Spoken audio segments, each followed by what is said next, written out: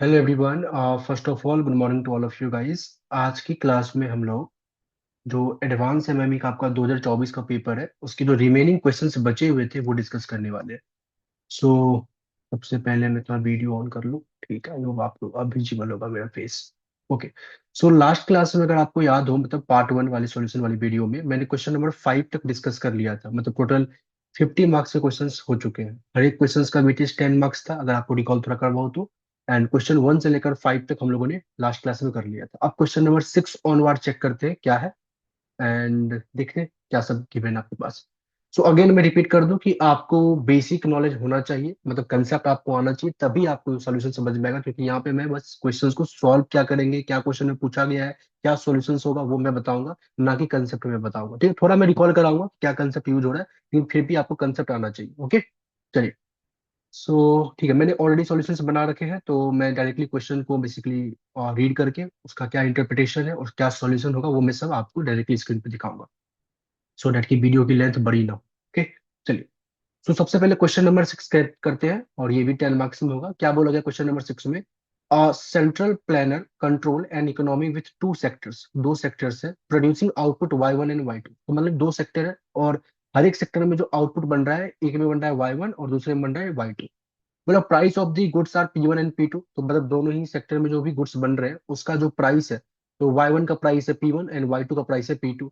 फिर बोला the planner wishes to maximise the national output. Okay, so basically ये जो नेशनल आउटपुट है, मतलब जितने भी आउटपुट बन रहे हैं उसको मैक्सिमाइज करना चाहता है at this given prices. Okay, इस गिवन प्राइसेस पे।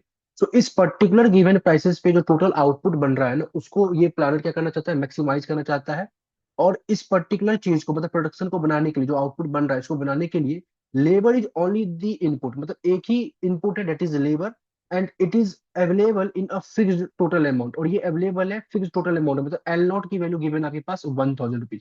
टोटल लेबर जो इकोनॉमी में अवेलेबल है वो 1000 है, और यही लेबर जो है Y1 एंड Y2 में बनेगा। अब कितना लेबर कौन बनाएगा, मतलब कितना लेबर मैं किस पर्टिकुलर आउटपुट को बनाने के लिए यूज करूंगा, वो सब आपको निकालना है बेसिकली। बोला गया the production function in two sectors are given this. मतलब प्रोडक्शन फंक्शन जो है, मतलब सेक्टर वन में वो ये है, सेक्टर टू में ये है आपके पास। आगे बढ़े, कहता है calculate the optimum labour allocation, कि आप कितना लेबर एलोकेशन करोगे, मतलब L1 L2 ये निकालना है आपको। मतलब आउटपुट वन बनाने के लिए कितना लेबर चाहिए, आउटपुट टू बनाने के लिए कितना यूज करोगे। उसके बाद ऑप्टिमल आउटपुट कि Y1 star and Y2 star कितना बनेगा। और उसके बाद शेडो वेज रेट, मतलब शेडो वेज रेट, और you can say shadow price, मतलब जो आप लैग्रेंज में जो लैम्डा लोगे उसी की बात करें कि लैम्डा की वैल्यू क्या होगा। ओके, इसके बाद बी पार्ट में बोला आपको कि जब ए पार्ट आप सॉल्व कर लोगे ना, तो फिर आपको मेरे को दो वैल्यू फंक्शन आप लिखो। मतलब जो भी आप वैल्यू फंक्शन बनाओगे, प्रॉफिट फंक्शन बनाओगे, उसको आप लिखो।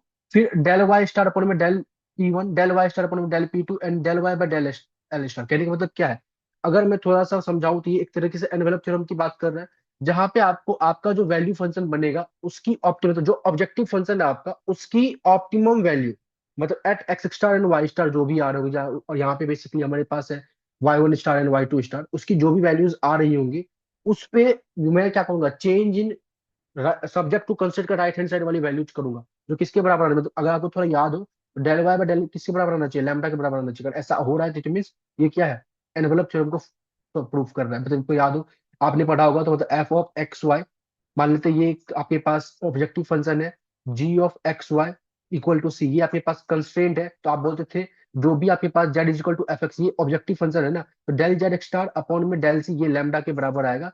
That is envelope theorem. Clear है? चलिए, बाकी मैंने सॉल्यूशंस कर लिए हैं, बाकी देखते हैं आपको समझ में। बहुत ही सिंपल क्वेश्चन है यार, इसको थोड़ा सा भी बेसिक पता नहीं वो आराम से कर लेगा। देखो, क्वेश्चन नंबर 6 दिख रहा है आपको? तो हमारे पास प्रोडक्शन फंक्शन गिवन है दोनों ही पीरियड का, मतलब Y1 Y2 गिवन है, प्राइस गिवन है P1 एंड P2। इसके बाद टोटल लेबर गिवन है L not is equal to L1 plus में L2 दैट इज 1000। मतलब जो लेबर मैं आउटपुट वन बनाने के लिए लगाऊंगा उसको मैंने L1 से रिप्रेजेंट किया, आउटपुट टू बनाने के लिए जो मैं लगाऊंगा उसको L2 से मैंने रिप्रेजेंट किया, और सब मिलाकर 1000 के बराबर होना चाहिए। क्लियर है?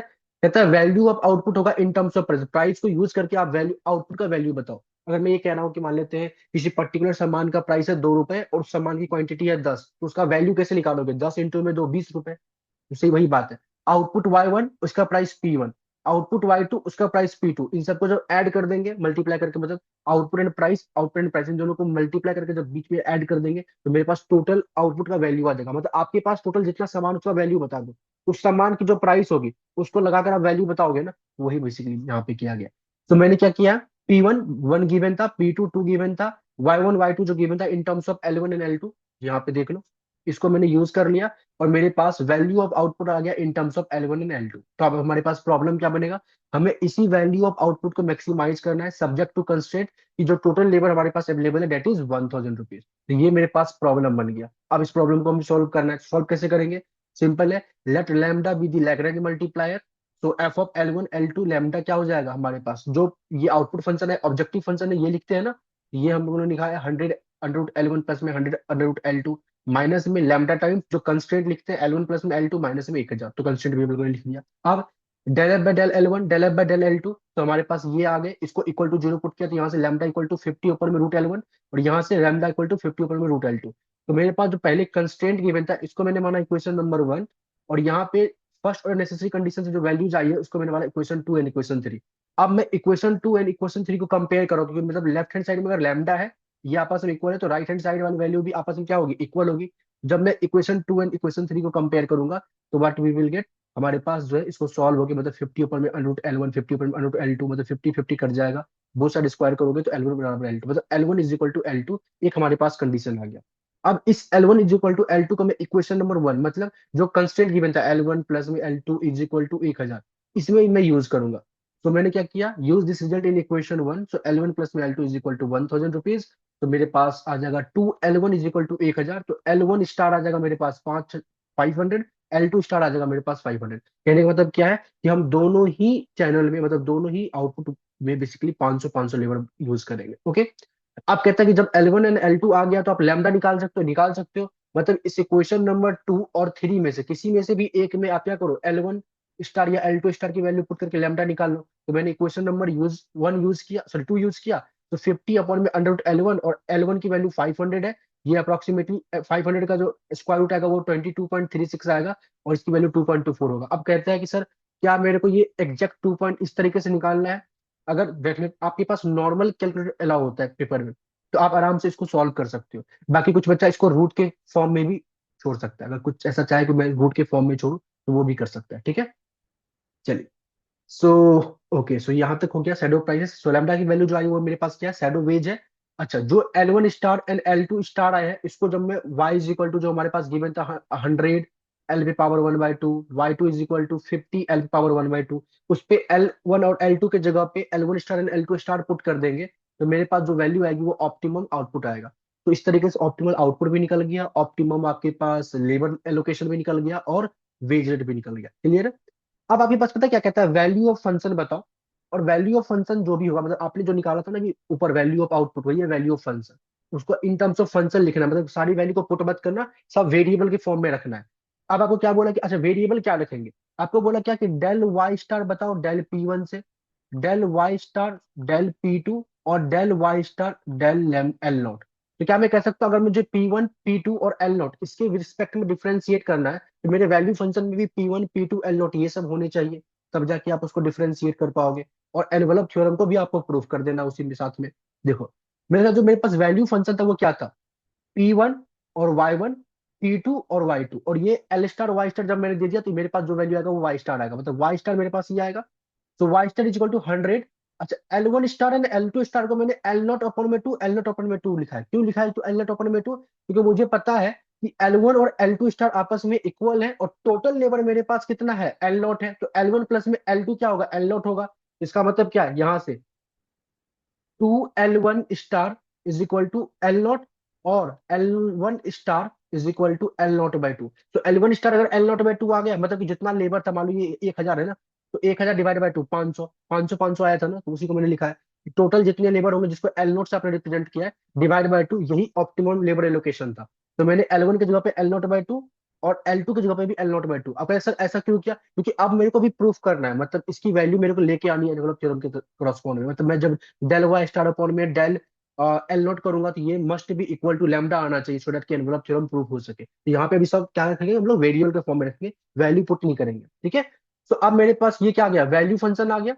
अब जब मैंने वैल्यू फंक्शन को with respect to P1 differentiate किया, जो गिवन था, तो मेरे पास ये वाली वैल्यू आ गई, मतलब 100।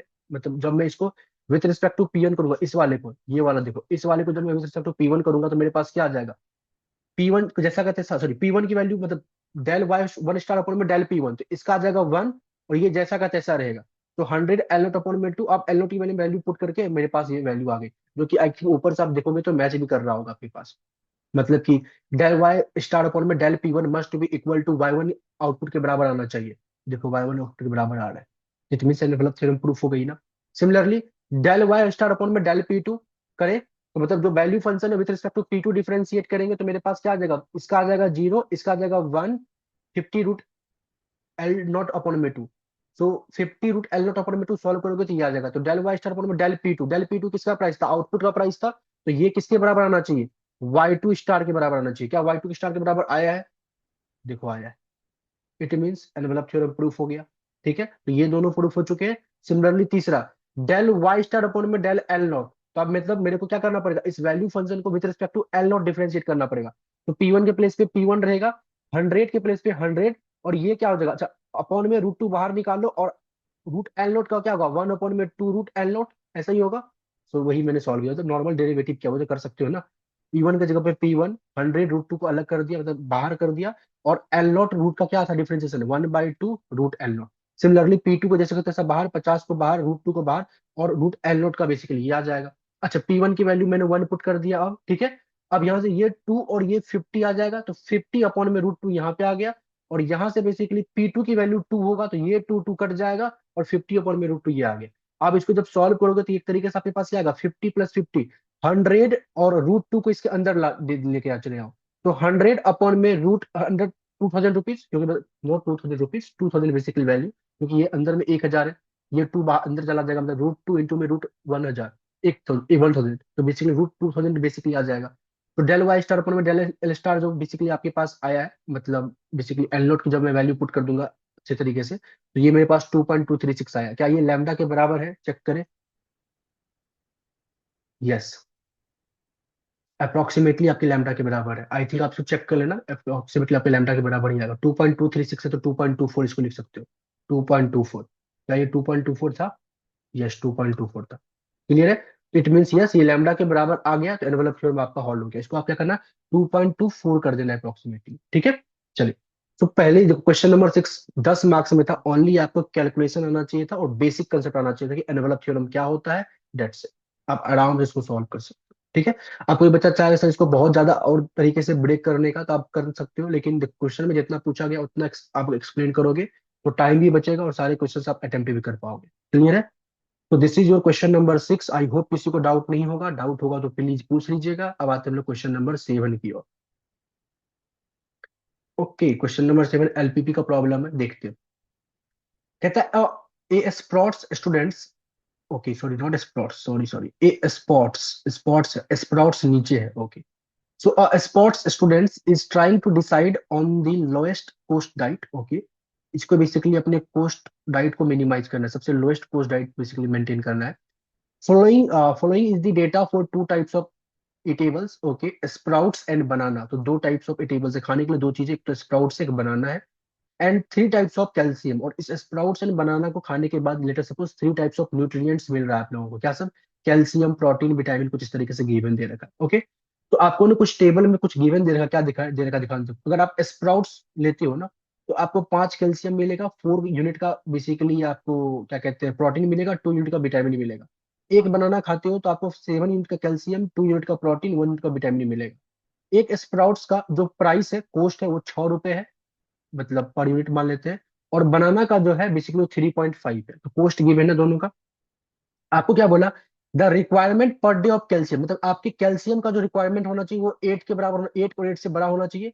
प्रोटीन का होना चाहिए 15, और विटामिन होना चाहिए 3, मतलब the requirement per day of calcium, protein and vitamin is 8, 15 and 3 respectively. कहता ठीक है, the problem is to find how much of each it able to consume per day to get the required amount per day of each nutrients at a minimal cost.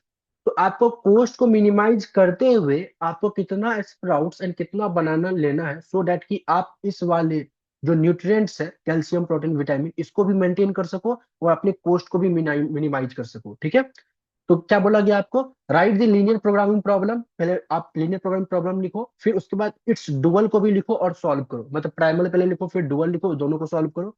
फिर आगे में बोला B part, if the sports coach increase, मतलब if the sports coach increases the calcium requirement, अच्छा अगर calcium requirement को increase कर दे 8 से 9, so and reduce the protein requirement 15 से 14, then what will be the change in cost. तो basically जो आपके पास सब्जेक्ट टू कंस्ट्रेंट का राइट हैंड साइड वाली वैल्यूज होगी वो अगर चेंज हो जाता है तो उससे आपके जेड स्टार में क्या चेंज आएगा वो पूछा गया है। आई होप आप लोगों को जो कंसेप्ट पता होगा ये समझ में आएगा। तो मेनली देखा जाए तो ये ए पार्ट आपका मान लीजिए टोटल क्वेश्चन का वेटेज अगर 10 मार्क्स का है तो ए पार्ट के लिए आपको 8 मार्क्स मिलेंगे, बी पार्ट के लिए 2 मार्क्स मिलेंगे, मतलब मैं ऐसा अज्यूम कर रहा हूँ क्योंकि ये नीचे वाला 2 मार्क्स इज एनफ। ओके, चलिए सबसे पहले थोड़ा सा मैं यहाँ पे आपको बना के दिखाता हूँ सो दैट आपको समझ में आए। पहली बात क्या कहा गया आपको, जो कैल्शियम होना चाहिए वो क्या होना चाहिए, 8, एटलीस्ट 8 होना चाहिए। तो क्या मैं कह सकता हूँ कि आप, मैंने कुछ इस तरीके से लिखा हूँ, ध्यान से देखो, पहले मैंने यहाँ पे बनाता हूँ, मैंने इन लोग का लेटर सपोज कि एक्स को मैं मानता हूँ स्प्राउट्स और यूनिट ऑफ स्प्राउट्स, मतलब एक यूनिट स्प्राउट को बेसिकली एक्स मान लेते हैं, आप जितना खाओगे आप देखा जाएगा। वाई को मैं मानता हूँ बनाना। ठीक है, तो अब जो है कितने यूनिट ऑफ स्प्राउट्स खाओगे और हर एक यूनिट पे 6 रुपए लगेगा आपको, तो 6 times of x, this is the cost on sprouts, plus जितना यूनिट बनाना खाओगे और हर एक यूनिट पे जो बनाना का कॉस्ट लगेगा वो 3.5 लगेगा, तो 3.5 इंटू में वन। क्या मैं कह सकता हूँ ये मेरा क्या बनेगा, कॉस्ट फंक्शन। एग्री करते हो, तो C equal to this, this is my cost function, मेरा यही ऑब्जेक्टिव बनेगा जिसको मेरे को क्या करना पड़ेगा, मिनिमाइज करना। क्लियर है, क्योंकि आपके पास क्वेश्चन में देखो कॉस्ट गिवन है 6 और 3.5, 6 गिवन है स्प्राउट्स का, 3.5 गिवन है बनाना का। लेटर सपोज एक्स यूनिट में स्प्राउट्स लूंगा, वाई यूनिट में बनाना लूंगा, तो 6x प्लस में 3.5 को है, ये मेरा टोटल कॉस्ट होगा।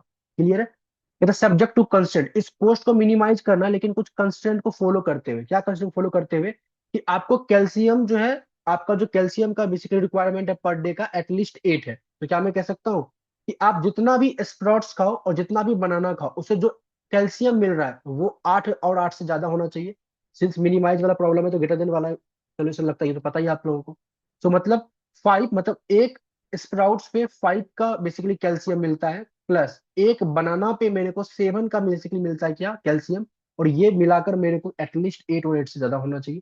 This is my first constraint. तो कहने का मतलब मैंने क्या किया, 5x प्लस में 7y must be greater than equal to 8। Similarly एक स्प्राउट से 4 का प्रोटीन, एक बनाना से 2 का प्रोटीन, तो डेफिनेटली सी बात है 4x प्लस में 2y should be greater then, ये 15 होना चाहिए क्योंकि 15 बोला गया है। ठीक है, और तीसरे पार्ट में क्या बोला, विटामिन की बात कहा कि एक स्प्राउट से 2 का विटामिन मिलता है, एक बनाना से 1 का, तो 2+1, और विटामिन कितना चाहिए, एटलीस्ट 3 चाहिए, तो 2x प्लस में y should be greater than equal to 3। यहाँ दूसरा वाला था वो आई थिंक रिमूव हो गया, तो ये एक तरीके से 3 कंस्टेंट बन जाएंगे, और साथ साथ में एक क्या लेके चलेंगे, एक्स वाई जेड, मतलब जो भी basically, so not Z, X Y, so X and Y मतलब यूनिट ऑफ स्प्राउट्स और unit of banana should be greater than equal to 0, ये नेगेटिव नहीं हो सकता, या तो 0 होगा या तो 0 से ज्यादा होगा। इस तरीके से हमारे पास क्या आएंगे, प्राइमल का पहले तो प्रॉब्लम, उससे फिर डुअल निकाल सकते हैं, फिर जाके सॉल्व कर सकते हैं। पहले प्रॉब्लम कैसे बना ये समझ में आ गया, चलिए अब समझ में आ गया तो सॉल्यूशन देखते हैं। यहाँ मैंने अच्छे से इसलिए नहीं लिखा क्योंकि ऑलरेडी मैंने सॉल्यूशंस कर लिया है, दैट्स वाई। चलो, सो बोला लेट एक्स क्या है हमारे पास, unit of sprouts per day, Y क्या है, units of banana per day. Okay, objective क्या है, तो आपको कोस्ट को मिनिमाइज करना है जिसको मैंने जेड से नाम दिया, और कोस्ट क्या था, तो एक स्प्राउट्स का प्राइस था 6 और एक बनाना का प्राइस था 3.5, तो 6x प्लस में 3.5y, इसको आपको क्या करना है, मिनिमाइज करना है। सब्जेक्ट टू कंस्ट्रेंट क्या है, कि स्प्राउट से जो आपके पास कैल्शियम मिलता था और बनाना से जो आपके पास कैल्शियम मिलता था उन दोनों का addition must be greater than equal to 8, 5x plus में 7 must be greater than equal to 8, 4x plus 2y must be greater than equal to 15, 2x plus में y must be greater than equal to 3, और x और y या positive होने चाहिए। क्या करते हैं इस टाइप के क्वेश्चंस के लिए, आराम से मैं सब्जेक्ट टू कंस्ट्रेंट का डायग्राम बनाऊंगा, जो फिजिबल रीजन होगा वो निकालूंगा, उस पे जो भी पॉइंट्स होंगे उस पे देखूंगा कोस्ट मेरा कहाँ मिनिमाइज हो रहा है। क्लियर है, चलिए, सो यहाँ पे मैंने डायग्राम बना लिया है। ओके, देखते हैं सबसे पहला पार्ट, अगर मैं 5x प्लस में 7y इसका डायग्राम बनाता हूँ तो मुझे पता है एट y इक्वल टू 0 पे x की वैल्यू होगी 8/5, और x इक्वल टू 0 पे y की वैल्यू होगी 8/7, तो 8/5 और 8/7 कहाँ है, देखे, ये देखो 8/5 और 8/7 दिख रहा होगा, ये जो लाइन दिख रहा है this is the first constraint. Clear है, चलिए सेकेंड कंस्टेंट की जब बात करें हम लोग, तो सेकंड कंस्ट्रेंट जब आप देखोगे at y equal to zero पे x की वैल्यू 15/4 और x इक्वल टू जीरो पे y की वैल्यू 15/2, तो 15/2 और 15/4 देखे, ये देखो 15/2 और 15/4, this is your second constraint. Clear है? अब आगे देखें, और थर्ड का अगर देखा जाए तो यहाँ पे at Y equal to zero पे एक्स की वैल्यू 3/2 और एक्स इक्वल टू जीरो पे वाई की वैल्यू 3, तो 3/2 और 3, तो ये रहा 3 और ये रहा 3/2, सॉरी यहाँ है, ये रहा 3/2। ठीक है, चलिए। और सारे के सारे कंस्ट्रेंट क्या है, ग्रेटर देन वाले एरिया है, तो क्या मैं कह सकता हूँ ये नीचे वाला बोलेगा ऊपर, ये रेंज देगा, मतलब एक तरीके से, सेकंड गाइड क्या होगा, चलो, ये जो नीचे वाला है ये आगे का रेंज देगा, ये भी आगे का रेंज देगा, और ये भी आगे का रेंज देगा, तो कॉमन एरिया क्या आ रहा है, जो सब में पार्ट में लाई करे वो ओनली दिस वाला पार्ट कॉमन एरिया आ रहा है। और इस वाले कॉमन एरिया में आपके पास कौन कौन से पॉइंट आपके बेसिकली कंस्टेंट को होल्ड करेंगे, only this point, that is 15/4, 0 और 0, 15/2। क्लियर है? चलिए, तो मेरे पास दो ही पॉइंट्स है, एक तो 0, 15/2 और एक तो 15/4, 0। इन दोनों को जब सॉल्व मैंने किया, मतलब अपने कोस्ट फंक्शन में मैंने पुट किया, तो एक से आया कोस्ट 26.25, एक से मेरे पास कोस्ट आया 22.5। मेरे को कोस्ट को मिनिमाइज करना, तो जो मिनिमम वैल्यू दैट इज 22.5, तो कहने का मतलब ये मिनिमम कोस्ट होगा। और जो मेरा ऑप्टिमम मिनिमम पॉइंट है बेसिकली वो क्या है, x is equal to 15/4, Y equal to 0, कहने का मतलब मैं 15/4 यूनिट ऑफ स्प्राउट्स लूंगा और बनाना की क्वांटिटी में 0 लूंगा, सो डेट कि मैं मिनिमम कॉस्ट में मैं अपने सारे जो कैल्शियम प्रोटीन विटामिन जो था वो सब मैं लेके आ सकता हूँ। So optimal primal solution is this, और वाई स्टार बराबर दिस। क्लियर है? और जेड स्टार जो मेरे पास ये आ जाएगा। क्लियर? कहते हैं अब प्राइमल से जब डुअल बनाते हैं तो कैसे करते हैं, याद आ रहा है? अब प्राइमल से मेरे को क्या करना है, डुअल बनाना है।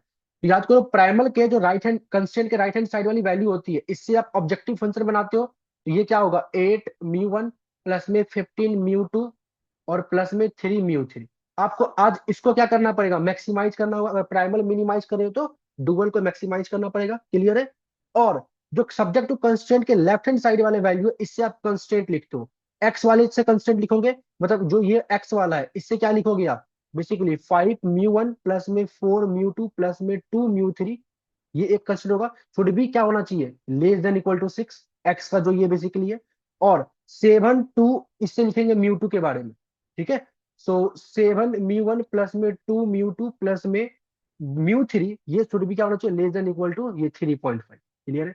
सब्जेक्ट टू कंस्टेंट के राइट साइड वाले वैल्यू से हम लोग ऑब्जेक्टिव फंक्शन लिखते हैं। प्राइमल को अगर मिनिमाइज किया है तो डुअल को मैक्सिमाइज करेंगे। सब्जेक्ट टू कंस्ट्रेंट के लेफ्ट हैंड साइड वाली वैल्यू से हम लोग कंस्ट्रेंट लेके आते हैं, और कंस्ट्रेंट किससे छोटा होगा वो मेरे प्राइमल के ऑब्जेक्टिव का जो कॉफिशिएंट है वो मेरे को बताएगा, 6 और 3.5। तो देखते हैं यहाँ पे, तो सबसे पहले मैंने क्या किया, डुअल बना लिया, 8 ये करके सब्जेक्ट टू कंस्ट्रेंट लिख दिया, और सारी वैल्यू मेरे, और μ1 μ2 μ3 यहाँ पे पॉजिटिव होनी चाहिए। ठीक है, अब बात आता है कि सर इसको सॉल्व कैसे किया जाए। अब यहाँ पे अगर आप डायग्राम वगैरह बनाने जाओगे, तो सबसे पहले आपके पास तीन डिफरेंट वेरिएबल है, μ1 μ2 μ3, तो तीन different variable diagram banana is quite impossible और प्रॉब्लम होगा बेसिकली। और बेसिकली मेरे को μ1 μ2 μ3 चाहिए, लेकिन इक्वेशन दो ही है, इन दोनों को सॉल्व करके μ1 μ2 μ3 भी निकालना थोड़ा सा प्रॉब्लमेटिक है। तो करे क्या, तो करेंगे क्या, एक आपको कंसेप्ट सिखाया गया था आपकी क्लास में, डेट इज कम्प्लीमेंट्री सिलेक्टनेस कंडीशन। वो क्या कहता था कि अगर आपके पास प्राइमर का सॉल्यूशन है तो उसके हेल्प से आप डुअल का निकाल सकते हो, अगर आपके पास डुअल का सॉल्यूशन है तो उसके हेल्प से आप प्राइमर का निकाल सकते हो। सिंस प्राइमल सॉल्व करना इजी था, तो हम लोगों ने पहले प्राइमल को सॉल्व कर लिया, अब उसके सॉल्यूशन से हम लोग डुअल निकालेंगे। ठीक है, कंप्लीमेंट्री सिलेक्टनेस कंडीशन क्या कहता था, याद हो आपको? तो वो क्या कहता था बेसिकली, कहता था कि अगर आप प्राइमल से डुअल निकाल, मतलब प्राइमल का आपके पास सॉल्यूशन है और उससे आप डुअल आपने बनाया और डुअल को सॉल्व करना चाहते हो with the help of complementary selected condition, तो उसके दो कंडीशन हो सकते थे। क्या होते थे, पहला कंडीशन क्या बोलता था कि अगर आपके पास जो प्राइमल का सॉल्यूशन आया है, मतलब X star and Y star, वो पॉजिटिव है, स्ट्रिक्टली पॉजिटिव है, तो जो जो स्टार, मतलब जो जो ऑप्टिमल पॉइंट पे वो स्ट्रिक्टली पॉजिटिव है, वो ऑप्टिमल पॉइंट के कोरस्पॉन्ड में जो डुअल बना होगा वो इक्वालिटी के फॉर्म में आएगा। कहने का मतलब क्या है, जब मैं साफ साफ देख रहा हूं कि मेरे प्राइमल का जो एक्स स्टार आया है वो एक ग्रेटर देन जीरो, मतलब स्ट्रिक्टली पॉजिटिव नंबर है, तो एक्स से, इस एक्स से जो डुअल का कंस्ट्रेंट बना होगा, इस एक्स से डुअल का कंस्ट्रेंट कैसे बना होगा, ये वाले को यूज करके 5 μ1 प्लस में 4 μ2 प्लस में 2 μ3, जिसको कि आपने लिखा होगा लेस देन इक्वल टू 6, वो अब क्या होगा, इनइक्वालिटी को नाम लेते हुए इक्वालिटी को मेंटेन करेगा। ठीक है, तो देखो, according to the complementary selectness condition, if x star is positive, the first inequality in the dual, जो फर्स्ट इनइक्वालिटी है डुअल का मतलब फर्स्ट कंस्ट्रेंट ये वाला, ये इक्वालिटी को होल्ड करेगा। Dual with inequality, first inequality in the dual hold with equality, यहाँ पे इक्वालिटी कर लेते हैं, ठीक है, ये इक्वालिटी को मेंटेन करेगा। यानी मतलब 5 म्यू 1 प्लस में 4 म्यू 2 प्लस में mu 3 is equal to 6। Clear है? कहता है बिल्कुल सही। कहता है अभी भी तो कहने का मतलब मेरे को 3 म्यू 1 म्यू 2 म्यू 3 निकालना है, बट म्यू 1 म्यू 2 म्यू 3 निकालने के लिए सॉल्व तो करना पड़ेगा। अभी भी तो ये मेरी बेसिकली 3 वेरिएबल के फॉर्म में इक्वेशन है, और 3 इक्वेशन को मतलब 3 वेरिएबल को निकालने के लिए एटलीस्ट 3 इक्वेशन होने चाहिए, और यहाँ पे 2 ही है। तो अब क्या करेंगे? तो एक और बात कहता था आपका कॉम्प्लीमेंट्री सिलेक्शन कंडीशन, वो क्या कहता था? वो कहता था कि चेक करो जो भी आपका प्राइमल का सॉल्यूशन आया है X star and Y star, ये वाले सॉल्यूशन जो आए थे आपके प्राइमल को सॉल्व करके, तो क्या ये सॉल्यूशन आपके प्राइमल के कंस्ट्रेंट को एग्जैक्टली होल्ड कर रहा है या नहीं कर रहा? अगर एग्जैक्टली होल्ड कर रहा होगा तो उस कंस्ट्रेंट से जो डुअल का बना होगा कंस्ट्रेंट, वो कुछ भी हो सकता है, मतलब उसकी वैल्यू कुछ भी, वो ग्रेटर देन कुछ भी हो सकता है, मतलब वहां पे म्यू 1 कुछ भी हो सकता है एक तरीके से। जैसे मैं ये कह रहा हूँ एक्स के करॉस्पॉन्ड में म्यू 1 आया और वाई के करॉस्पॉन्ड में म्यू 2 आया, कुछ इस तरीके से आप मान के चलो। तो नॉर्मली हम ये कह रहे हैं, जैसे कहने का मतलब ये ऐसे चलो, इससे म्यू 1 आया, इससे म्यू 2 आया और इससे म्यू 3 आया, ठीक है। तो प्राइमल का जो सॉल्यूशन आया था X star and Y star, तो उस X star and Y star को मैं प्राइमल के कंस्ट्रेंट में पुट करूंगा, मतलब यहाँ में पुट करूंगा 5, एक्स स्टार के जगह पे जो आया था वो पुट करूंगा, प्लस में 7 वाई स्टार पे जो आया था वो पुट करूंगा, और देखूंगा क्या ये इक्वल टू 8 आ रहा है। अगर मतलब X star and Y star पे जो प्राइमल का सब्जेक्ट टू कंस्ट्रेंट ये इक्वालिटी को मेंटेन करता है, तो इस वाले कंस्ट्रेंट से जो डुअल बना था वो कुछ भी हो सकता है। अगर आपको याद हो, इस वाले से डुअल बना था म्यू 1, मतलब म्यू 1 ही वाली वैल्यू आई थी, इससे आया था म्यू 2 और इससे आया था म्यू 3। तो सिंस मेरे पास एक्स स्टार क्या है 15/4, तो मैं क्या देख रहा हूँ कि सिंस ये 5/15/4 प्लस में 7 इंटू में 0, क्या ये 8 के बराबर आएगा? नहीं, ये 8 के बराबर नहीं आएगा। तो कहने का मतलब ये जो कंस्ट्रेंट है ये इक्वालिटी को मेंटेन नहीं कर रहा, ये 8 के बराबर नहीं आएगा। तो अगर 8 के बराबर नहीं आएगा तो इसके करस्पॉन्ड में जो म्यू 1 है वो इक्वल टू 0 होगा, मतलब म्यू 1 स्टार इक्वल टू 0 होगा। जो इससे आप म्यू 1 बनाए थे वो 0 होगा। क्यों होगा? अच्छा बोलते हैं सर अगर ये एग्जैक्टली 8 आ जाता तो म्यू 1 कुछ भी हो सकता था, आई डोंट नो। लेकिन since X star and Y star पे जो भी प्राइमल का सॉल्यूशन आया, उस प्राइमल के ऑप्टिमल सॉल्यूशन में प्राइमल का अगर सब्जेक्ट टू कंस्टेंट इक्वालिटी को मेंटेन कर रहा है, तो उसके करस्पॉन्ड में जो डुअल का वेरिएबल आया वो कुछ भी हो सकता है। और अगर इक्वालिटी को मेंटेन नहीं कर रहा तो डुअल जो आएगा वो होगा 0, उसका जो ऑप्टिमल वैल्यू होगी वो 0 होगी। तो अकॉर्डिंग टू दिस यहाँ से जो म्यू 1 बना होगा वो 0 हो जाएगा। कहते हैं इसमें पुट कीजिए, जब इसमें पुट करोगे तो 4, एक्स की जगह पे पुट करोगे 15/4, वाई की जगह पुट करोगे 0, सॉल्व करोगे क्या आएगा, 4 4 कट जाएगा, यहाँ से 0 और 15 आ जाएगा। ये 15 इसके बराबर आ गया। यस। तो जो आपके पास ऑप्टिमम सॉल्यूशन आया था एक्स स्टार वाई स्टार, वो प्राइमल वाले के कंस्टेंट को होल्ड कर रहा है, एग्जैक्टली इक्वल टू आ रहा है। तो इसके क्रॉसपोन में जो म्यू 2 था वो कुछ भी हो सकता है, इसके बारे में हम कुछ जज नहीं कर सकते, तो वो म्यू 2 का एज ए वेरिएबल रखेंगे। ठीक है।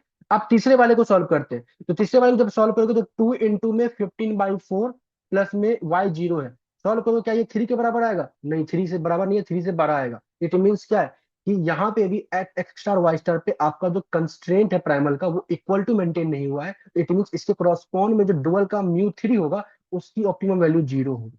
तो पहले वाला देगा मेरे को म्यू 1 का ऑप्टिमम वैल्यू 0, तीसरा वाला दिया म्यू 3 का ऑप्टिमम वैल्यू 0, और सेकेंड वाले में म्यू 2 कुछ भी हो सकता है। तो मैंने ये लिखा है दूसरा कंस्ट्रेंट को यूज करके कि we know that mu 1 star mu 1 and mu 3 0 होगा, क्योंकि ये जो है ग्रेटर देन मतलब 5, मतलब जो प्राइमल का पहला कंस्ट्रेंट था वो at x star and Y star पे स्ट्रिक्टली 8 से बढ़ा गया था, और जो तीसरा कंस्ट्रेंट था वो भी X star and Y star पे स्ट्रिक्टली 3 से बढ़ा रहा था। तो प्राइमल के फर्स्ट कंस्ट्रेंट के करस्पॉन्ड में जो डुअल का वेरिएबल आया वो भी इक्वल टू 0 होगा, और थर्ड कंस्ट्रेंट के करस्पॉन्ड में जो डुअल का वेरिएबल आया वो भी इक्वल टू 0 होगा। मतलब ये ऑप्टिमल पॉइंट आ गया। तो अब मैं म्यू 1 को 0, म्यू 3 की वैल्यू 0 पुट करूंगा, तो मेरे पास 5 0 प्लस में म्यू 2 कुछ भी हो सकता है, जैसे का तैसा रहने दिया, ये फिर 0 पुट किया, तो म्यू 2 स्टार मेरे पास 1.5 आ गया। तो मेरे पास डुअल का भी ऑप्टिमल पॉइंट आ गया, दैट इज 0 0 1.5, मतलब 0 म्यू 1 का, 1.5 म्यू 2 का और म्यू 3 का 0। सो ऑप्टिमम डुअल सॉल्यूशन होगा म्यू 1 0, म्यू 2 1.5, म्यू 3 0। और जब इससे आप डुअल के जेड को मैक्सिमाइज करोगे, देखो वो भी 22.5 ही आ रहा है। क्लियर है ना? तो कॉम्प्लीमेंट्री स्लैकनेस चीजों को कितना आसान कर देता है, बस आपको खाली कंडीशन आना चाहिए, उसको अप्लाई करना आना चाहिए, दैट्स इट। अच्छा, आप कहोगे क्या बताओ, 10 नंबर क्वेश्चन था, सिंपल क्वेश्चन था, आराम से, मतलब आपको आता था नॉलेज, तो आराम से आप कर सकते हो। अच्छा, बी पार्ट में क्या बोला था? बी पार्ट में बोला था कि अगर कैल्शियम जो है चेंज कर दे 9 से 8, फिर 8 से 9 कर दे। क्वेश्चन रीड करवा देता हूँ फिर से। बी पार्ट में कहता है, बी पार्ट में बोला गया था कि अगर जो कोच है वो बोले कि कैल्शियम आपको अब जो है ना 8 से 9 लेना है, तो एक बढ़ा दिया, और प्रोटीन की रिक्वायरमेंट 15 से 14 कर दिया।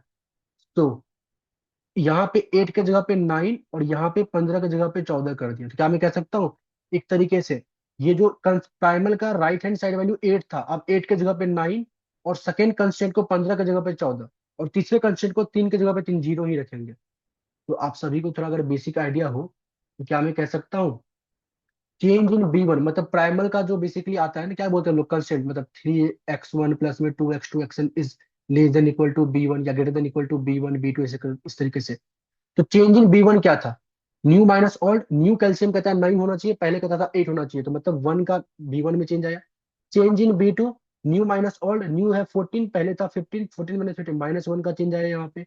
और change in B three vitamin में कोई चेंज नहीं, विटामिन पहले भी थ्री बाद में थ्री, तो चेंज इन जीरो आया। और चेंज इन कोस्ट, मतलब जो ऑप्टिमल जेड स्टार था उसमें चेंज का फॉर्मूला क्या होता है? Change in Z star equal to change in B one into में mu one star, change in B two into में mu two star, change in B three into में mu three star. तो change in B one आया है 1, mu one star था 0, change in B to आया है -1, mu two star था -1.5, change in B three आया है 0, और म्यू थ्री स्टार भी 0 था। इसकी वजह 0 आ जाएगी, इसकी भी 0 आ जाएगी, यहाँ से आएगा -1.5। तो कहने का मतलब जो कोस्ट में चेंज आएगा वो -1.5 आएगा, मतलब कोस्ट आपका 1.5 से कम हो जाएगा, अगर जो कोच है ये कहता है कि आप कैल्शियम को बढ़ाओ और प्रोटीन को कम कर दो जितनी यूनिट से। ये फॉर्मूला आपको पता होगा। That's it। ये आपके पास क्वेश्चन नंबर 7 था, 10 मार्क्स का। मुझे जैसा अभी तक लग रहा है, क्वेश्चन नंबर 1 से लेकर क्वेश्चन नंबर 7 तक में किसी में कोई जान नहीं था। आप आराम से, अगर आपको कंसेप्ट आता होता तो आप आराम से सॉल्व कर सकते थे। सही बताओ, ऑनेस्टली बताओ, था ना सारा इजी? बस कंसेप्ट आना चाहिए, ठीक है। आगे बढ़ते हैं क्वेश्चन नंबर 8 को। देखिए क्या है क्वेश्चन 8। ठीक है, ठीक है। ये रहा क्वेश्चन। देखो क्या बोला गया। कहता suppose that a fish population grow according to the function. Okay, एक मान लेते हैं फिश पॉपुलेशन, मान लेते कोई नदी की बात कर रहा है, उसमें जो फिश की पॉपुलेशन ग्रो हो रही है वो इस पर्टिकुलर इक्वेशन से ग्रो हो रही है, ठीक है। Where Y is the stock of fish, जहां पे वाई जो है क्या है, फिश का स्टॉक गिवन है, बोलो ठीक है। बोला if the fish population is harvested by the fishing industry, और उसी पर्टिकुलर नदी से जो फिशिंग इंडस्ट्री है वो फिश को हार्वेस्ट भी करती है, पकड़ भी रही है, मतलब मान लेते हैं एक नदी है जिसमें फिश है, बहुत सारे फिश है। अब इस फिश की पॉपुलेशन ग्रो हो रही है with the help of this function. अब इसी नदी में से जो मछुआरे हैं, जो फिशिंग है, वो आके मछली कुछ पकड़ भी रहे हैं, तो उससे क्या होगी, उस नदी से कुछ मछली निकल भी रही होगी। तो वही कह रहा है कि हार्वेस्ट जो होता है बाय द फिशिंग इंडस्ट्री, वो एक कांस्टेंट रेट से हो रहा है, दैट इज 3/4। क्लियर है? बोला write down the equation of the rate of change in the stock fish. मतलब कितना सिंपल क्वेश्चन पूछा। आपको बोला कि एक पर्टिकुलर फंक्शन से फिश ग्रो करता है और एक पर्टिकुलर वैल्यू से फिश फॉल करता है, आप बताओ चेंज इन क्या होगा फिश स्टॉक में, रेट ऑफ चेंज। क्या मैं बोलता हूँ, रेट ऑफ चेंज मतलब dy/dt, मतलब वाई डॉट पूछा गया, वो क्या होगा, फिश जिससे ग्रो कर रहा है माइनस में जितना हार्वेस्ट हो रहा है, that is the rate of change ना। जिससे ग्रो कर रहा है माइनस में 3/4, जो ये होगा, तो दैट इज व्हाट, dy/dt। यही तो आ जाएगा आपके पास डायनेमिक इक्वेशन। क्लियर है? अब जैसे डायनेमिक इक्वेशन आ गया, कहता है ड्रो दी फेज डायग्राम, अब उसका फेज डायग्राम बताओ। तो the change in stock of the population as a function of stock of fish, and discuss the nature rate of steady state. और स्टडी स्टेट का nature को आप डिस्कस करो, मतलब स्टेबल होगा क्या होगा, इस तरीके से। चलिए सो देखे, ये रहा, फिश स्टॉक ग्रो कर रहा है इस वाले से, harvest at a constant rate, यहाँ से रेट ऑफ चेंज आपको निकालना है, दैट इज dy/dt, जो क्या होगा, जितने से ग्रो कर रहा है जितने से हार्वेस्ट कर रहा है, इन दोनों का डिफरेंस वही होगा रेट ऑफ चेंज। तो मेरे पास dy/dt को हम लोग वाई डॉट कहते हैं, ये फंक्शन हो गया। तो Y dot is equal to solve कर 2y इंटू में 1 2y, और 2y इंटू में y/2, ये 2y का स्क्वायर आ गया -3/4। यही आपके पास डायनेमिक इक्वेशन आ गया, दैट इज जो बेसिकली बोला गया था आपको। ओके। अब कहता है फेज डायग्राम, तो फेज डायग्राम में हम लोग क्या करते थे, याद आ रहा है? इसको वाई डॉट, मतलब ये मेरे लिए एक तरीके से वाई एक्सिस का काम करेगा और वाई मेरे लिए एक्सिस का काम करेगा। तो पहले इसको थोड़ा सिंप्लीफाई कर लेते हैं, उसके बाद सॉल्व कर लेंगे। So Y dot is equal to this. तो ये आपको साफ साफ दिख रहा है, एक लीनियर फॉर्म में है और एक वेरिएबल स्क्वायर के फॉर्म में है। तो कहने का मतलब पैराबोला बनेगा, सेमेस्टर वन याद करो। मैंने थोड़ा इसको ब्रेक किया, क्या किया मैंने यहाँ से -1 को कॉमन लिया, मतलब यहाँ से नहीं, बेसिकली इस वाले टर्म में। या चलो पहले पूरा अच्छे से बताता हूँ। मैंने क्या किया, माइनस कॉमन लिया, मतलब पहले वाई स्क्वायर लिखा, फिर -2y, ठीक है, फिर +1 -1, कुछ इस तरीके से। और -3/4 जैसे का तैसा यहाँ पे। ओके, मतलब इतने पार्ट की मैं बात कर रहा हूँ। अच्छा, बीच में मैंने क्या किया, वाई स्क्वायर -2y तो लिखा ही था, प्लस मैंने अपने मन से 1 ऐड कर दिया, माइनस को 1 को रिमूव कर दिया, सॉरी माइनस कर दिया, क्योंकि मैं बैलेंस कर सकूं, मतलब अपने मन से एक 1 ऐड कर दिया, एक 1 माइनस कर दिया। क्यों किया, क्योंकि मेरे को इसका ना परफेक्ट स्क्वायर बनाना था। ठीक है, अब साफ साफ अगर आप देख पाओगे तो वाई स्क्वायर -2y प्लस में 1, इतने पार्ट को आप लिख सकते हो y-1 का होल स्क्वायर। क्लियर है। और ये -1 और 1 +1 माइनस में 3/4, इसको सॉल्व करोगे तो ये 1/4 आ जाएगा। तो मेरे पास ये आ गया।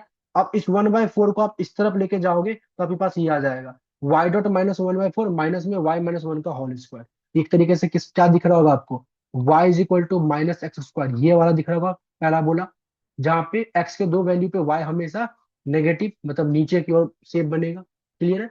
वर्टेक्स कैसे निकलेगा, तो वर्टेक्स निकलेगा y की वैल्यू 1 और y डॉट की वैल्यू 1/4, मतलब इसको इक्वल टू जीरो, इसको इक्वल टू जीरो पुट करेंगे तो वर्टेक्स निकल जाएगा, मतलब y इक्वल टू 1 पे y डॉट की वैल्यू 1/4 होगा।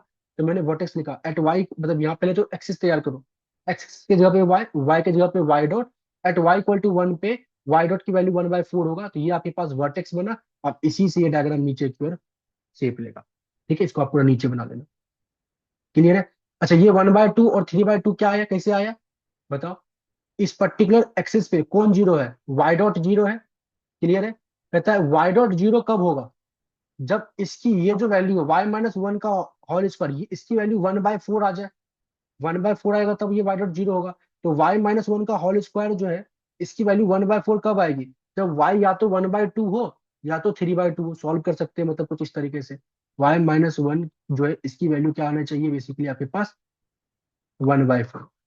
आप इसको सॉल्व करोगे तो y की दो वैल्यूज आ जाएंगी, और उस दो वैल्यूज से आप बेसिकली 1/2 3/2 निकाल लोगे। और देखा जाए तो क्या कह सकते हो कि एट y इक्वल टू 1/2 और एट y इक्वल टू 3/2 आपका dy/dt क्या है, इक्वल टू जीरो, मतलब y डॉट ही तो जीरो हो रहा है। इस पर्टिकुलर पॉइंट पे आपका y डॉट जीरो होता है। और एट स्टेडी स्टेट आप क्या कहते हो, y डॉट dy/dt की वैल्यू जीरो होती है, तो क्या मैं कह सकता हूँ 1/2 एंड 3/2, ये स्टेडी स्टेट पॉइंट ही है। क्लियर है। सो dy/dt जिसको आप y डॉट कहते हो, वो जीरो हो रहा है एट y इक्वल टू 1/2 और 3/2। आपने क्या किया, एक नंबर लाइन ड्रॉ किया स्टेबिलिटी को चेक करने के लिए। 1/2 से पीछे, 1/2 और 3/2 के बीच में, और 3/2 से आगे आप क्या करोगे, dy/dt जो आया था इसकी साइन को चेक करोगे। तो अगर नेगेटिव से पॉजिटिव जाएगा तो अनस्टेबल, और पॉजिटिव से नेगेटिव आएगा तो स्टेबल, ये आपको ऑलरेडी पता है। और आपने एक और कंसेप्ट पढ़ा होगा कि क्या करते थे आप, एफ डैश ऑफ ए, मतलब ए का काम करेगा। यहाँ पे जो स्टडी पॉइंट आया था ना, ये आपके बुक में जो गिवन वो भी आप कर सकते हो। मतलब आपके पास जो फंक्शन है, वो क्या फंक्शन है, F of Y function given है। मतलब एफ डैश ऑफ वाई मतलब dy/dt जो है, तो F dash of Y at A अगर लेस देन जीरो आए तो इसको बोलते हैं स्टेबल, और अगर ग्रेटर देन जीरो आए तो इसको बोलते हैं हम लोग अनस्टेबल। तो ये एफ डैश ऑफ ए का बेसिकली मतलब, एफ डैश ऑफ ए मतलब dy/dt की वैल्यू चेक करोगे एट, एक बार ए को मानना 1/2, एट 1/2 अगर ये 1/2 पे पॉजिटिव आ गया तो अनस्टेबल है, नेगेटिव आ गया तो स्टेबल है। सिमिलरली एफ डैश ऑफ 3/2 मतलब, कहने का मतलब ये है कि dy/dt की वैल्यू चेक करोगे एट 3/2, पॉजिटिव आ गया तो अनस्टेबल, नेगेटिव आ गया तो स्टेबल। तो आप इस तरीके से भी चेक कर सकते हो, तो आपकी मर्जी जैसे भी चेक करो। बाकी मैंने आप लोगों को क्लास में बताया था, अगर इस तरीके से साइन मूव करती है तो इट मीन जो नेगेटिव से पॉजिटिव जाएगा तो अनस्टेबल, और पॉजिटिव से नेगेटिव जाएगा तो स्टेबल। क्लियर है। आगे बढ़े। तो ये कौन था, क्वेश्चन नंबर आई थिंक 8 था। कहता है बिल्कुल सही सर, क्वेश्चन नंबर 8 भी बहुत ही सिंपल था, मतलब इतना इजी क्वेश्चन होता है, बट फिर भी पूछा गया आप लोगों से। बट ये तब इजी होता जब आपको कंसेप्ट पता होता, आपको ये रीड करना आता क्या पूछा गया है इसमें, तब जाके आपसे ये इजी रहता। ठीक है, आगे करें। क्या बोला गया, alternative question for PWD candidate कर लोगे। अब बोलोगे सर पीडब्ल्यूडी कैंडिडेट के लिए था, हमारे लिए थोड़ी था। और क्या पता इस बार पेपर में ये आप ही लोग को पूछ ले, ऐसा भी तो सकता है। अच्छा चलो, ऐसा अगर आपको लग रहा है कि हम लोग को नहीं पूछेगा या पीडब्ल्यूडी कैंडिडेट को बहुत सिंपल में पूछ लिया है, मतलब इजी क्वेश्चन होगा, तो एक बार ऐसा करो, आप वीडियो को पॉज करो, खुद से सॉल्व करो ये। ठीक है। और देखो क्या पता अगर आपके में आ जाए ये क्वेश्चन, तो क्या ये आप कर पाओगे या नहीं कर पाओगे। आराम से करना चाहिए। अगर ये कर सकते हैं तो आप भी कर सकते हो, और नहीं कर सकते तो फिर आप भी एक सर्टिफिकेट ले लो। बड़ा सिंपल क्वेश्चन है यार। अच्छा चलो मैं क्वेश्चन, अच्छा मैं ये भी कर देता हूँ, ठीक है, आप लोगों के लिए। सो अब कैसे करते हैं पहले, लेकिन वीडियो को पहुंचोगे आप खुद ट्राई करो कि अगर मान लेते हैं हम लोग को भी बोलता है कि क्वेश्चन करके दिखाने के लिए, तो क्या हम लोग कर पाते हैं या नहीं कर पाते, ठीक है। पहले क्वेश्चन देखते हैं क्या बोलता है। कहता है सॉल्व द डिफरेंशियल इक्वेशन, एक डिफरेंशियल इक्वेशन दे दिया है क्लास ट्वेल्थ वाला, बोला इसको सॉल्व करो, और बोला find the integral curve through point 0,1। अच्छा इंटीग्रल कर्व बोला फाइंड करने के लिए, कर्व बनाने के लिए नहीं, कर्व को स्केच करने के लिए नहीं बोला गया। एक तरीके से ये पता क्या बोला गया आपको, बोला पर्टिकुलर सॉल्यूशन निकालो। इसको सॉल्व करोगे तो जनरल सॉल्यूशन आएगा, और आपके पास वैल्यू दे रखा है 0,1, मतलब basically at Y equal to पे D Y by D T क्या आएगा, इस तरीके से आपके पास 0,1 एक वैल्यू दे रखा है, तो that आप पर्टिकुलर सॉल्यूशन निकाल सको। इंटीग्रल कर्व का बेसिकली मतलब यहाँ पे पर्टिकुलर सॉल्यूशन। क्लियर है। चलिए तो डिफरेंशियल इक्वेशन को करना है, मैंने कर दिया है। अब मैं आप लोगों को चेक कराता हूँ, आई होप आप लोगों ने भी कर लिया होगा खुद से। देखते हैं आंसर मैच कर लो, क्या सही में हो गया या नहीं हो गया, देखते हैं। कहते गिवन डिफरेंशियल इक्वेशन हमारे पास D Y by D T है, तो मैंने इसको थोड़ा क्या किया, रीअरेंज किया है। क्या किया रीअरेंज, तो टी वाई और टू टी में से मैंने क्या किया है, Y sorry sorry T Y और माइनस वाई में से, यहाँ पे है ना, इन दोनों से मैंने वाई को कॉमन बाहर लिया, तो टी माइनस वन बचा यहाँ पे। क्लियर है। और टू और माइनस टू टी को जैसे का तैसे रहने दिया। यहाँ तक क्लियर, इतना सही बात है सर। अब आगे मैंने क्या किया, इस टी माइनस वाई को इस तरफ मैं लेके आ जाता हूँ, तो D Y by D T minus में T minus Y into sorry T minus में वन इंटू में Y is equal to two minus two T. Clear है। अब क्या ये आपको first order linear differential question की तरह दिख रहा है, मतलब D Y by D T plus में P Y is equal to की क्यू, और इसको D Y by D X plus में P Y equal to Q भी बोल सकते हो। इस फॉर्म में दिख रहा है, जहां पे D Y by D T ये रहा। पी का काम कौन कर रहा है बताओ, अकॉर्डिंग टू दिस पी का काम कौन कर रहा है, माइनस पोस्ट के अंदर में T minus one, this is your P. और क्यू का काम कौन कर रहा है, two minus two T. Clear है। चलिए, और इस टाइप के फर्स्ट ऑर्डर डिफरेंशियल क्वेश्चन हम लोग इस वाले फॉर्मूला से सॉल्व करते हैं। इन सबसे पहले इंटीग्रेटिंग फैक्टर निकालते हैं, आईएफ निकालते हैं। और आईएफ कैसे निकलता है, तो आईएफ होता है ई पे पावर इंटीग्रेशन पी इंटू में डी, जो भी मतलब गिवन, अगर डीएक्स यहाँ पे गिवन होता तो पी इंटू में डीएक्स, यहाँ डी है तो पी इंटू में डी। क्लियर है। और पी क्या था मेरा, तो माइनस टी माइनस वन, मतलब माइनस कोष्ट के अंदर में टी माइनस वन, मैंने बोला ई पे पावर माइनस कोष्ट के अंदर टी माइनस वन इंटू में डी। इसको जब सॉल्व करोगे तो माइनस टी का क्या आएगा, टी स्क्वायर अपॉन में टू, और माइनस वन कॉन्स्टेंट का इंटीग्रेशन क्या होता है, जो भी रिस्पेक्ट में डिफरेंशिएट कर रहे हो इंटीग्रेट कर रहे हो वो वाला वेरिएबल, तो वन डी टी के रिस्पेक्ट में डिफरेंशिएट कर रहे हो तो टी आ जाएगा। डीएक्स के रिस्पेक्ट में करते हो तो कांस्टेंट का एक्स आता है, डीटी में कर रहे हो तो टी आ जाएगा।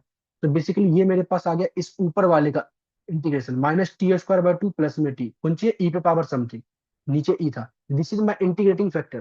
कहता है जैसे ही आप इंटीग्रेटिंग फैक्टर निकाल लेते हो, तो इसको सॉल्व करने के लिए आप क्या करोगे, जो आपका वेरिएबल y है उसके मल्टीप्लाई कर दोगे integrating factor, is equal to right hand side में जो q था उसको मल्टीप्लाई कर दोगे इंटीग्रेटिंग फैक्टर से, और राइट हैंड साइड को इंटीग्रेट अलग से कर दोगे। तो मैंने वही किया, y के साथ इंटीग्रेटिंग फैक्टर को मल्टीप्लाई कर दिया, फिर इंटीग्रेट कर दिया मैंने, क्यों ये था मेरा इंटू में आई एफ इंटीग्रेटिंग फैक्टर, और इसको मैं क्या कर रहा हूँ अब पहले सॉल्व कर रहा हूँ। तो पहले मैं राइट हैंड साइड वाली वैल्यू मतलब इसको इंटीग्रेट कर रहा हूँ, मैंने यहाँ पे इसको इंटीग्रेट किया। अब क्या करेंगे बताओ, मेथड ऑफ सब्सटीट्यूशन का यूज करेंगे, क्लास ट्वेल्थ यार, बचपन की चीजें मत भूलो। तो मैंने क्या किया, मुझे साफ साफ दिख रहा है कि ये जब ऊपर वाले को मैं लेट ले लूंगा ना, तो इसका डिफरेंशिएशन ये इसके बराबर आ जाएगा। ठीक है, देखते आता है ना, तो मैंने टू को बाहर कर लो, पहले टू को बाहर कर लो, देखो वन माइनस टी के बराबर आता है नहीं करता। तो मैंने लेट ले लिया, जो ऊपर है ना ई पे पावर समथिंग को, उसको मैंने लेट लिया एक्स, डिफरेंशिएट के विथ रिस्पेक्ट टू टी। तो मेरे पास क्या आया, राइट हैंड साइड में आएगा माइनस टू टी अपॉन में टू, तो टू टू कट जाएगा तो ओनली बचेगा माइनस टी, और टी का differentiation with respect to T आएगा वन, और राइट हैंड साइड में DX by D T. Clear है।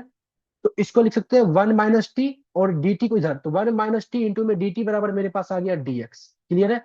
आप ध्यान से देखो, तो अब मैं इसको सॉल्व कर रहा था ना, इसको, इसमें बेसिकली टू जैसे का तैसा रहेगा, वन माइनस टी इंटू में डी टी, इसके जगह पे मैं डीएक्स लिख सकता हूँ, और ई पे पावर इसको मैंने लेट लिया था एक्स, तो इसके जगह पे मैं एक्स लिख सकता हूँ। तो इंटीग्रेशन टू को जैसे का तैसे रहने दिया, वन माइनस टी इंटू में डी टी की जगह पे डीएक्स लिखा है, और ई पे पावर समथिंग था उसको तो मैंने एक्स लिया ही था, तो उसको एक्स की जगह पे एक्स लिखा है। तो ये इसका क्या होगा, टू ई पे पावर एक्स का जो इंटीग्रेशन होता है वो ई पे पावर एक्स ही होता है, प्लस में सी। ठीक है। और एक्स आपका क्या था, जो आपने एक्स को लेट लिया था वो आपने डायरेक्टली यहाँ पे पुट कर दिया, इसको पुट कर दिया तो आपके पास ये आ गया, that is your integrating factor. Sorry not integrating, right hand side वाले का इंटीग्रेशन। अब जैसे ही राइट हैंड साइड वाले का इंटीग्रेशन आ गया, तो क्या करोगे, ये जैसे का तैसे रखोगे, और राइट वाला का जो इंटीग्रेशन आया उसको लिख दोगे। तो मैंने लिखा लेफ्ट हैंड जैसे का तैसा, और राइट साइड का जो इंटीग्रेशन ये सॉल्व करके आपने लिख आया था वो आपने यहाँ पे पुट कर दिया। पुट करने के बाद क्या करोगे, इस वाले टर्म को इस तरफ डिवाइड करोगे तो ये कट जाएगा, और यहाँ पे सी, इस सी के नीचे आएगा ई पे power minus T square by two plus में टी, और इसको जब ऊपर लेके जाओगे तो माइनस वाला टर्म प्लस हो जाएगा और प्लस वाला माइनस हो जाएगा, तो वही किए। टू के साथ जो ये था, ये तो इसके साथ कट गया, और इसके नीचे वाले टर्म को जब ऊपर लेके गए तो आप माइनस वाला टर्म प्लस बन गया और प्लस वाला माइनस बन गया। नॉर्मल कैलकुलेशन सिंप्लीफिकेशन किया, दैट्स इट। तो आपके पास ये आया, this is your general solution. लेकिन जैसे ही आप इसमें सी की वैल्यू निकाल लोगे तब जाके आपके पास आएगा पर्टिकुलर सॉल्यूशन। तो आपके पास बता रखा है इंटीग्रल कर्व क्या है, 0 1, मतलब कि at T equal to zero पे y की वैल्यू 1 होगी। तो आपने यहाँ पे पुट किया y के जगह पे 1 और t के प्लेस पे 0। 0 पुट करोगे तो e पे पावर 0 जो कि 1 आ जाएगा। तो 2 प्लस में c e पे पावर 0 नीचे लेके आओगे तो e पावर 0 1 होता है, तो c is equal to 1 minus two, minus 1 आ गया। अब जैसे c की वैल्यू आ गया -1, तो c के प्लेस में c की वैल्यू पुट कर दो तो आपके पास पर्टिकुलर सॉल्यूशन आ जाएगा। और this is nothing but integral का। क्लियर है? मजा आया? सिंपल क्वेश्चन था ना? तो फिर क्या दिक्कत है? अगर आ जाए इस बार आप लोगों के पेपर में इसी टाइप से कुछ और, तो आराम से आप कर सकते हो। आगे बढ़े? चलिए आगे बढ़ते हैं। अब बढ़ते हैं हम लोग क्वेश्चन नंबर 9 पे। तो टोटल हम लोगों ने अभी तक में वैसे 9 कर लिया, 90 नंबर क्वेश्चन कर लिया है। और भी करते हैं, ठीक है? सो मतलब 8 का 2 क्वेश्चन कर लिया ना, इसलिए मैं 9 काउंट कर रहा हूँ। अब ये, चलो नॉर्मल बात करते हैं यार, क्यों कंफ्यूज होना। क्वेश्चन नंबर 9 करते हैं। बड़ा अच्छा क्वेश्चन है, लेकिन अच्छा तब जब आप इसको समझो। मतलब एक तरीके से ये मुश्किल नहीं है, अच्छा क्वेश्चन है, क्योंकि आपको अगर अंडरस्टैंडिंग है इकोनॉमिक एप्लीकेशन की, मतलब इकोनॉमिक्स के अंडरस्टैंडिंग है, आराम से आप बना लोगे। पता है, जब मैंने ये क्वेश्चन सॉल्व किया ना, मतलब जब मैंने इसको बेसिकली सॉल्व किया, जब मैं कर रहा था, तो मुझे लगा यार क्या पूछ लिया ये इतना सिंपल क्वेश्चन, बट उसके पीछे एक कारण था। क्या कारण था मैं आपको जल्दी बताता हूँ। देखो क्या है, an electric company is a setting up a power plant. एक इलेक्ट्रिक कंपनी है जो पावर प्लांट को सेटअप कर रही है। And it has to plan its capacity. Okay, और इसके पास एक प्लान है अपनी कैपेसिटी को करने का, ठीक है। चो कहता the demand for the power in period 1 and period 2 are Q1 and Q2। तो पावर की जो डिमांड है पीरियड 1 एंड पीरियड 2 में, वो Q1 एंड Q2 है। Q1 है पीरियड 1 में, Q2 है पीरियड 2 में respectively. Assume that a regulatory authority fixes the corresponding price of for period 1 and period 2। मान लेते हैं जो रेगुलेटरी अथॉरिटी है वो पीरियड 1 में जो प्राइस है और पीरियड 2 में जो प्राइस है वो फिक्स कर रखती है। एक तरीके से इलेक्ट्रिसिटी है तो आप बोलते हो ना, कॉमर्शियल के लिए अलग, रेसिडेंशियल के लिए अलग, ऐसा प्राइस होता है ना। रेसिडेंशियल वालों के लिए अलग इलेक्ट्रिसिटी फी, कॉमर्शियल वालों के लिए अलग होता है। तो उसी तरीके से मान लेते हैं पीरियड 1 के लिए जो प्राइस है वो 1 है, पीरियड 2 के लिए जो प्राइस है वो 3 है। ठीक है? कहता the total operating cost over the two period, और दोनों पीरियड को मिला, मतलब रेसिडेंशियल को जितना बिजली देते हैं, कॉमर्शियल वालों को जितना बिजली देते हैं, सब बिजली को मिलाकर जो कॉस्ट पड़ता है उसका, वो पड़ता है वो Q1 स्क्वायर प्लस में Q2 स्क्वायर। ठीक है? और the cost of maintaining output capacity, और आउटपुट की कैपेसिटी को मेंटेन करने के लिए, और आउटपुट कैपेसिटी क्या, डेट इज के।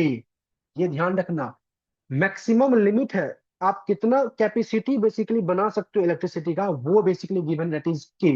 और इस चीज को मेंटेन करने का एक कॉस्ट पड़ता है, that is K square, which is paid only once and is used in both period, जिसको आप एक ही बार पे करते हो। क्लियर है? चलिए, तो इस के को ना लोग मिस कर देता है, ये सबसे पहली बात तो समझने वाली बात। ठीक है? कहने मतलब ये के बस इतना बता रहा है कि ये ना आपके पास एक लिमिट है कि आप इतना ही आउटपुट बना सकते हो, इतना ही इलेक्ट्रिसिटी बना सकते हो, इससे ज्यादा नहीं बना सकते हो। मतलब Q1 भी क्या होगा, लेस देन इक्वल टू के बराबर होगा, और Q2 भी लेस देन इक्वल टू के। मतलब दोनों ही पीरियड में जो आउटपुट बनेगी वो के और के से कम ही होनी चाहिए, के से बड़ी नहीं बन सकती, क्योंकि आउटपुट कैपेसिटी के ही है। और इस कैपेसिटी को मेंटेन करने का एक अलग से कॉस्ट है दिस। तो टोटल कॉस्ट क्या हो जाएगा, एक तो ये वेरिएबल कॉस्ट प्लस में दिस कॉस्ट। तो Q1 स्क्वायर प्लस में Q2 स्क्वायर प्लस में के square, this is your total cost. Total revenue क्या होगा, P1 इंटू में Q1 प्लस में P2 इंटू में Q2, जो आउटपुट बना के दे रहे हो उसका जो प्राइस है, जैसे total revenue.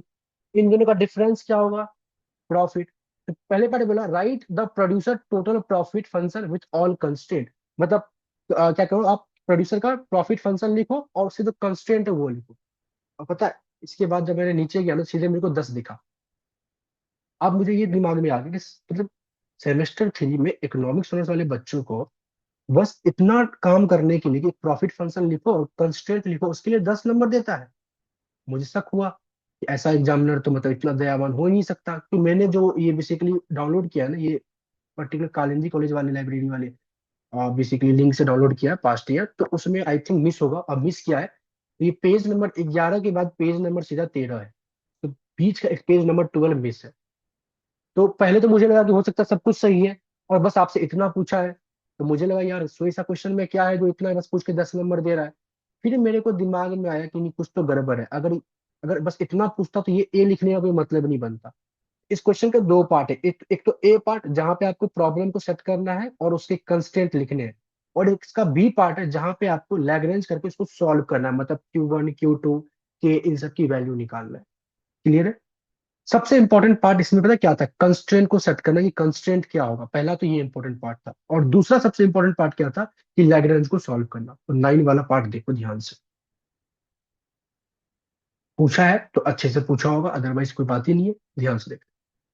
Price P1 equal to 1, P2 equal to 3, operating cost आपके पास ये गिवन है, कैपेसिटी मेंटेनेंस कॉस्ट ये गिवन है। क्लियर है? जहां तक समझ में आया। इन दोनों को ऐड करेंगे तो टोटल कॉस्ट आ जाएगा, और टोटल रेवेन्यू बताइए था आपको, बट फिर भी मैंने लिख दिया। टोटल रेवेन्यू मेरे पास होगा P Q1 P2 Q2, ये आ गया टोटल रेवेन्यू। टोटल कॉस्ट मेरे पास होगा Q1 square Q2 square K square, ये आ गया मेरे पास टोटल कॉस्ट। क्लियर है? प्रॉफिट फंक्शन क्या होगा? TR minus TC। तो TR वाला जो वैल्यू था वो माइनस में TC। क्लियर है? ये प्रॉफिट फंक्शन हो गया। सब्जेक्ट टू कंसिडर मैंने क्या बोला था कि एक आउटपुट का लिमिट था, ये से ज्यादा नहीं बना सकते। तो Q1 जो बनाओगे वो भी K और K से छोटा होना चाहिए, Q2 जो बनाओगे वो भी K और K से छोटा बनना चाहिए, क्योंकि production in each period can not be exceed installed capacity. एक कैपेसिटी से ज्यादा नहीं हो सकता है। ठीक है? और दूसरा, Q1 Q2 के ये सारे के सारे पॉजिटिव होने चाहिए और greater than equal to zero होने चाहिए। सिंपल सी बात है ना, नेगेटिव तो नहीं होगा ना। ये या तो जीरो होगा या जीरो से बड़ा होगा। तो ये भी कंस्टेंट को आपको लेके आज चलना है, क्योंकि आपको प्रॉपर एग्जामिनर ने बताया है। आपको देखो, जब एग्जामिनर खुद से प्रॉब्लम और कंस्टेंट लिख के दे देता है ना, तो उस टाइम पे आपको दिमाग नहीं लगाना ज्यादा। जैसे फॉर एग्जांपल, एक क्वेश्चन ऐसा होता, एग्जामिनर बोलता कि एक क्वेश्चन है जिसमें वो बोलता कि ये है यूटिलिटी फंक्शन, जो कि है एक्स स्क्वायर प्लस में वाई स्क्वायर प्लस में 2xy, और ये है subject to constant that is x plus Y is equal to 20, कुछ इस तरीके से। अगर एग्जामिनर इस तरीके से प्रॉब्लम बना के दे देता, तो मैं बस इतने ही प्रॉब्लम को लेकर आगे सॉल्व करता। ये मैं जब मुझे पता है कि अगर ये यूटिलिटी फंक्शन है तो ये एक्स और वाई आउटपुट होगा और ये 20 मनी इनकम होगा, और output can never be negative, तो एक्स भी पॉजिटिव होगा वाई भी पॉजिटिव होगा। तो मैं इस एक्स और वाई के पॉजिटिव का जो कंसेप्ट है ना, ओनली सॉल्यूशन पे रखूंगा, कि जो भी मेरा इसको सॉल्व करके सॉल्यूशन आएगा, ध्यान सुनना, जो भी मेरा इसको सॉल्व करके सॉल्यूशन आएगा एक्स और वाई, मैं बस इतना ध्यान रखूंगा कि ये एक्स और वाई जो है एक पॉजिटिव नंबर होना चाहिए, दैट्स इट। इससे ज्यादा मैं नहीं करूंगा।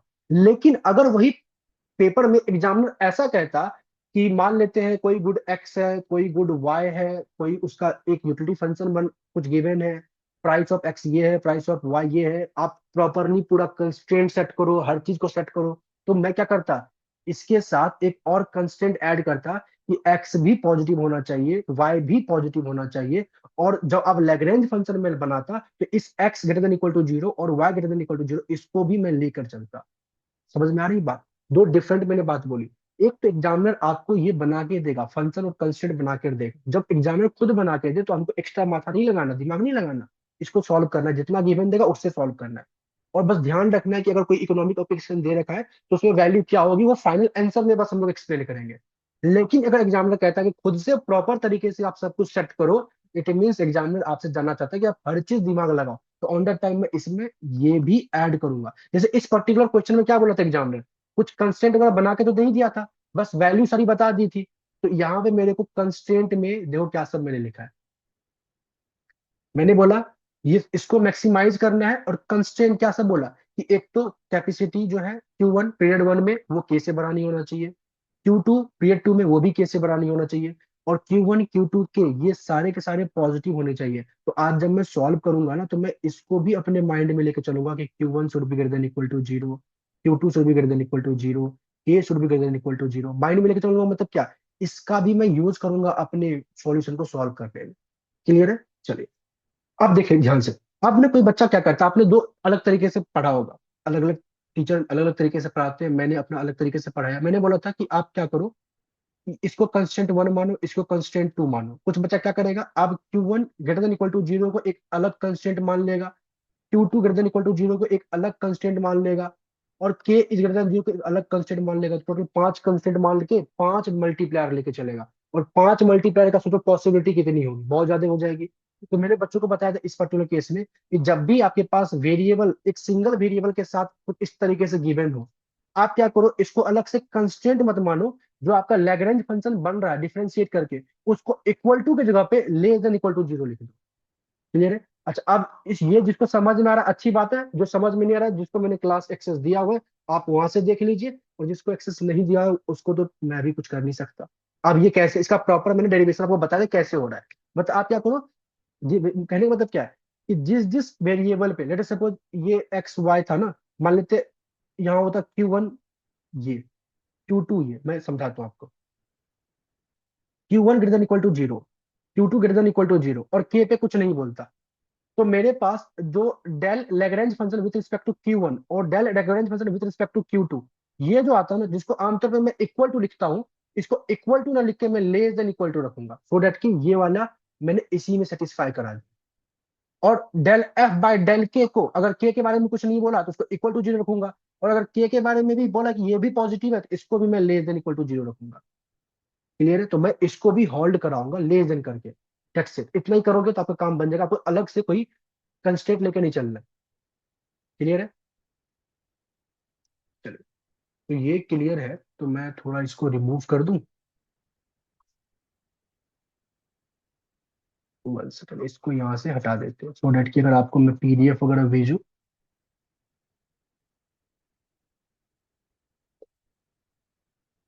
तो थोड़ा वो ठीक है। चलिए, सो आई होप आप लोगों को विजिबल होगा। तो सिंस मैंने यहाँ पे बोला कि मेरे पास दो, एक ये कंस्टेंट है, एक ये कंस्टेंट है, और बाकी इसको मैं यूज कर लूंगा आगे, तो वी हैव टू कंस्टेंट, दो कंस्टेंट है तो दो मल्टीप्लायर, जितने कंस्टेंट होंगे उतने मल्टीप्लायर। तो let λ1 λ2 be the Lagrange multiplier. ठीक है? अच्छा, अलग अलग इस पर्टिकुलर क्वेश्चन को ना तरीका अलग अलग, टीचर्स का अलग अलग हो सकता है, आप अलग तरीके से कर सकते हो। Final answer will be same, final आपका सेम ही आंसर आएगा। अब आपकी मर्जी है कि आप कौन सा तरीका यूज करो। तो मैंने लिखा है यहाँ पे λ1 and λ2 be the two Lagrange multiplier. ठीक है? तो मेरे पास जो फंक्शन बनेगा Q1 Q2 के λ1 λ2 के बनेगा, जहाँ पे ये रहा मेरा ऑब्जेक्टिव फंक्शन, माइनस में λ1 पहला वाला कंस्टेंट, माइनस में λ2 दूसरा वाला कंस्टेंट। पहला वाला कंस्टेंट मतलब ये Q1 माइनस के, दूसरा वाला Q2 माइनस में के, और λ1 λ2। क्लियर है? तो मैंने इस तरीके से लैग्रेंज फंक्शन सेट कर लिया। अब देखो, मैंने del F by del Q1 को क्या किया है, del F by del Q1 जब करेंगे तो Q1 का आएगा 1, 3 Q2 का तो जीरो हो जाएगा, Q1 का इसका रहेगा 2 Q1, और ये सब जीरो हो जाएंगे, और यहाँ से माइनस λ1 आएगा ओनली। तो 1 - 2 Q1 माइनस λ1, इसको मैंने डायरेक्टली इक्वल टू जीरो ना लिखकर less than equal to zero रखा है। जैसे ही मैंने less than equal to zero लिखा, ये सही क्यू, ये वाला चीज हॉल्ट हो चुका है। Clear? Similarly del F by del Q2, जब मैंने इसको डिफरेंशिएट किया विद रिस्पेक्ट टू Q2, तो मेरे पास 3 - 2 Q2 माइनस λ2 आया। इसको भी मैंने less than equal to zero रखा। जैसे ही less than equal to zero रखा, इट मीन्स यहाँ से Q2 जो ये वाला जो कंडीशन था, ये भी इसमें फुलफिल हो चुका है। क्लियर है? और सिमिलरली डेल एफ, जब मैंने डेल के किया तो मेरे पास ये आया, और इसको भी इक्वल टू जीरो ना लिखकर लेस देन जीरो लिखा है, तो यहाँ से भी मेरे पास क्या आया, एक जो कंडीशन था के का पॉजिटिव होना, ये भी होल्ड हो चुका है। अच्छा, इसको मैंने थोड़ा ब्रेक करके, मतलब 2 - 2 के प्लस में λ1 प्लस में λ2 less than equal to zero है, तो λ1 प्लस में λ2 मस्ट भी लेस देन इक्वल टू 2 के है। ठीक है? अच्छा, ध्यान क्या रखना है, सॉल्व करेंगे नॉर्मल तरीके से ही, मतलब मैं इसको जब सॉल्व करूंगा तो मैं इक्वल टू लेकर ही सॉल्व करूंगा, मतलब जो इक्वेशन में। लेकिन जो भी मेरा फाइनल आंसर आएगा ना, उसको सारे कंडीशन, मतलब कि इन सब ये वाले इनइक्वालिटी को भी वो होल्ड करनी चाहिए, इसको भी मैं चेक करूंगा। देखो कैसे। सबसे पहले इतना लिखना आ गया, इतना लिख लिए। कंप्लीमेंट्री स्लैकनेस क्या कहता है कि जो आपके पास कंस्टेंट है वो या तो greater than equal to zero होगा, तो या तो greater than equal to zero होगा और इक्वल टू जीरो होगा इफ आपका जो कंस्टेंट है वो इक्वल टू फॉर्म में हो। मतलब, सॉरी, आई थिंक मैंने यहाँ पे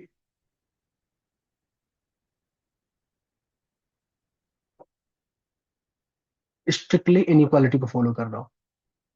1 सेकेंड गाइस। ओके, सो एक ये चीज आप सही कर लीजिएगा। सो λ1 greater than equal to zero होगा और इक्वल टू जीरो होगा इफ कंस्टेंट आपका स्ट्रिक्टली इनइक्वालिटी हो। Similarly λ2 greater than equal to zero होगा और इक्वल टू जीरो होगा इफ कंस्टेंट आपका स्ट्रिक्टली इनइक्वालिटी हो। तो ये भी आई होप आप लोगों को पता होगा। सो आगे ही, आगे बढ़ते हैं थोड़ा। 1 सेकेंड गाइस।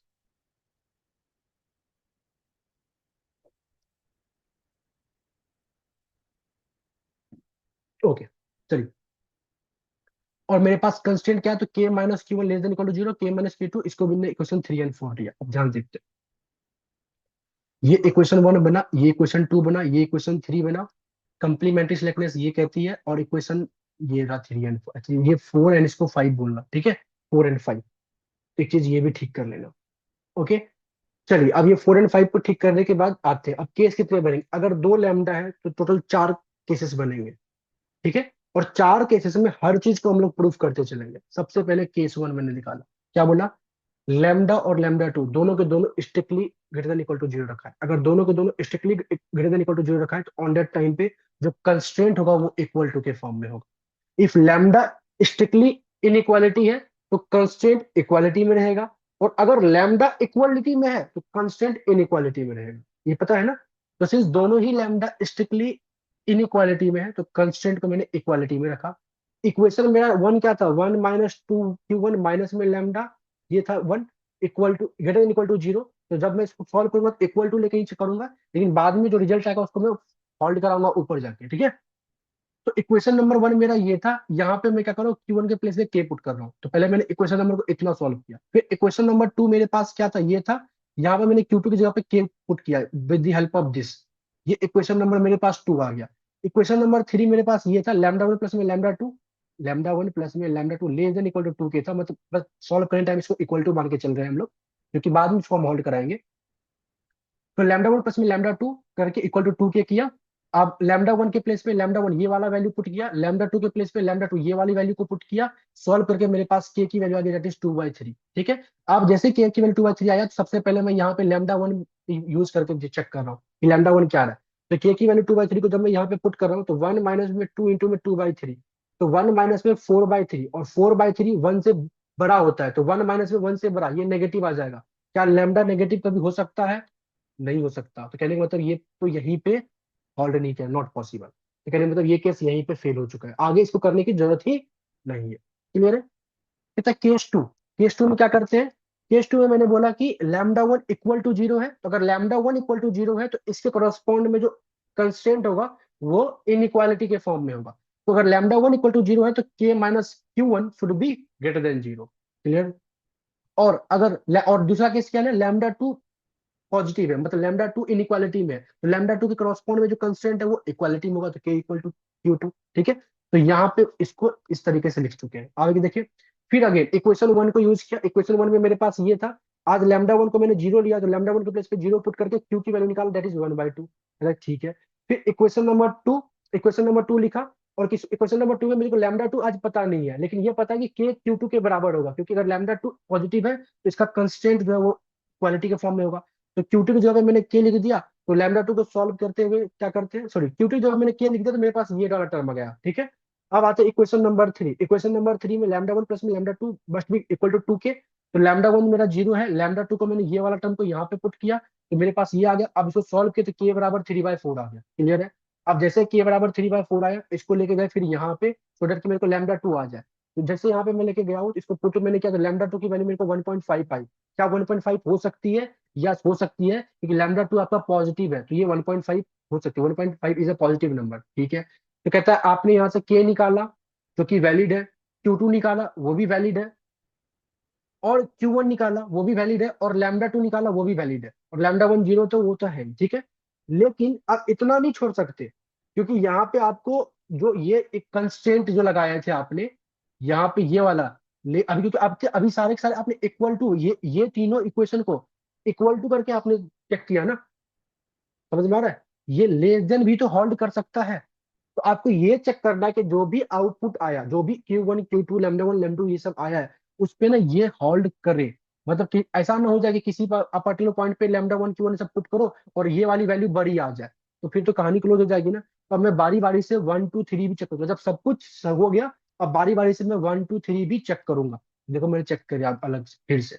तो मैंने क्या चेक किया है, कहाँ पे थे हम लोग, इस वाले पे। पहले इक्वेशन 1 को चेक किया, इस वाले टर्म को सॉल्व किया। सॉल्व करके जीरो लेस देन जीरो, मतलब ये जीरो जीरो आ गया, मतलब ये होल्ड कर रहा है। इसको चेक किया, ये भी जीरो जीरो आ रहा है, ये भी होल्ड कर रहा है। 3 को चेक किया, ये भी होल्ड कर रहा है। इट मीन्स कि Q1 star Q2 star L के ये जो भी आ रहे हैं, वो सारे के सारे एक साथ सारी कंडीशन को होल्ड कर रही है। ये मेरा क्या हो जाएगा, एक ऑप्टिमल प्रॉब्लम हो सकता है, ऑप्टिमल वैल्यू हो सकता है। तो Q1 स्टार 0.5, Q2 0.75 और K की value 0.75 at lambda 1 equal to 0, lambda 2 is equal to I think 1.5। तो this is the one optimum solution. ये केस 2 से आया। क्या अब आ गया तो आगे चेक नहीं करेंगे, आगे भी चेक करेंगे, सारे पॉसिबिलिटी को चेक करेंगे, एक से ज्यादा पॉइंट भी आ सकते हैं। चलिए अब केस 3 पे आते हैं। केस 3 पे, केस 2 में मैंने लैम्डा 1 को 0 लैम्डा 2 को पॉजिटिव रखा था। केस 3 में लैम्डा 1 को पॉजिटिव लैम्डा 2 को 0 रखते हैं। तो जिसको स्ट्रिक्टली पॉजिटिव रखे उसका कंस्टेंट इक्वालिटी होगा, जिसको इक्वल टू 0 रखे उसका कंस्टेंट स्ट्रिक्टली इनइक्वालिटी होगा। क्लियर है? चलिए, कहता क्लियर है तो फिर अगेन इन इक्वेशन 1 में लैम्डा बराबर दिस Q1 के जगह पे के पुट कर दिया तो लैम्डा 1 की वैल्यू ये आ गई। ठीक है, इक्वेशन नंबर 2 में लैम्डा 2 को 0 रखेंगे क्योंकि यहाँ पे 0 लेके चले हैं, तो मेरे पास सॉल्व किया तो Q2 की वैल्यू 3/2 आ गई। अब जाके मैं क्या करूंगा, इक्वेशन नंबर 3 लैम्डा 1 के प्लेस पे ये वाला टर्म को मैंने पुट कर दिया, लैम्डा 2 0 हो तो के की वैल्यू 1/4 आ गई। बता इससे भी केस 3 से भी के भी आ गया, Q2 भी आ गया। क्लियर है? और Q1 आएगा देखे। तो मैंने क्या किया, सबसे पहले इस के को ना यहाँ पे मैं लेके जाके लैम्डा 1 निकालना चाहता हूँ।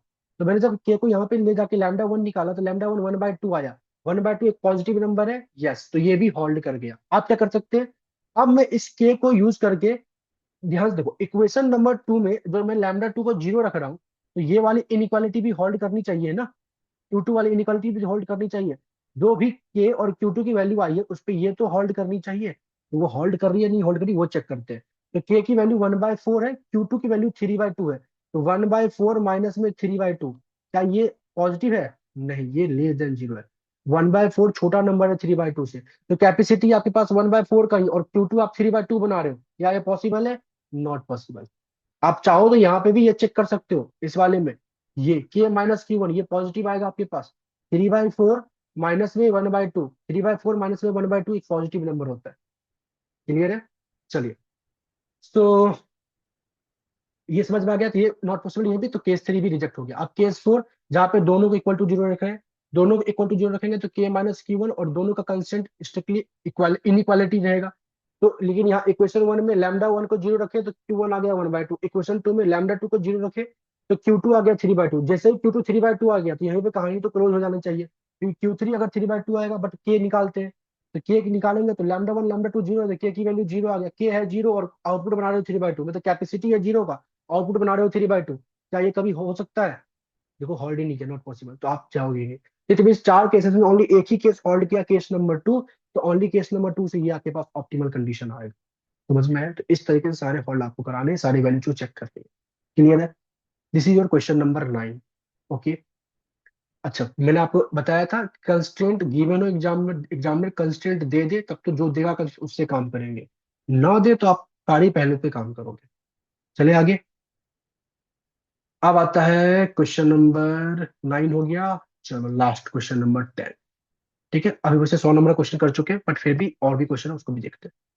कहते हैं कंसीडर एलपी प्रॉब्लम। अच्छा, थोड़ा कंफ्यूज मत होना, ये आपका ऑब्जेक्टिव फंक्शन है और ये आपका एक तरीके से कंस्टेंट है। ये कुछ ऐसा लिखना चाहता था कि आपको मैक्सिमाइज करना है 3x प्लस में 2y को, सब्जेक्ट टू कंस्टेंट है x प्लस में y less than equal to 3, 2x plus में y minus Z less than equal to 1, x plus में 2y minus Z less than equal to 1, और इस तरीके से सब्जेक्ट टू कंस्टेंट की मैंने। ठीक है, और पता है ये क्वेश्चन हूबहू आपके बुक में भी गिवन है, मैंने बच्चों को सॉल्यूशंस भी दिया हुआ था रेडिक्स के सॉल्यूशंस, तो मतलब उसमें मैंने थोड़ा एक्सप्लेन किया, मतलब आंसर मिलने में इसको अच्छे तरीके से, मतलब ये एक तरीके से पूछो तो सीधा मेरे बुकलेट से और कहीं से आपके हेमंत के बुक से डायरेक्टली क्वेश्चन पूछ लिया गया और कुछ नहीं है, और 10 नंबर में पूछा है। पूरा कंसेप्चुअल है, थोड़ा समझने की बात है, समझने की बात है कहाँ, तो इसके बी पार्ट में। ए पार्ट तो बहुत ही सिंपल है, बी पार्ट में समझने की बात है, और बी पार्ट आप समझ लोगे तो आराम से काम बन जाएगा। ठीक है, तो जिन लोगों ने अच्छे तरीके से फॉलो किया था मेरे मतलब सॉल्यूशन मैनुअल को, मतलब जो मैंने बुकलेट प्रोवाइड किया था, वो तो आराम से इसको बनाकर आए होंगे। जिन्होंने नहीं किया था और जिनको कंसेप्ट नहीं पता ना इसका, तो ए पार्ट तो आराम से हो जाएगा बट बी पार्ट फिर दिक्कत होगा, आपको नहीं कर पाओगे। बट देखते प्रॉब्लम क्या है। तो क्वेश्चन समझ में आ गया ना, ये फंक्शन है ऑब्जेक्टिव फंक्शन और ये सारे के सारे कंस्टेंट है। पहले पार्ट में क्या कहता है देखते हैं। पहले पार्ट में बोला कि अज्यूम करो कि जेड एक फिक्स्ड नंबर है, जेड एक फिक्स्ड नंबर है, ठीक है।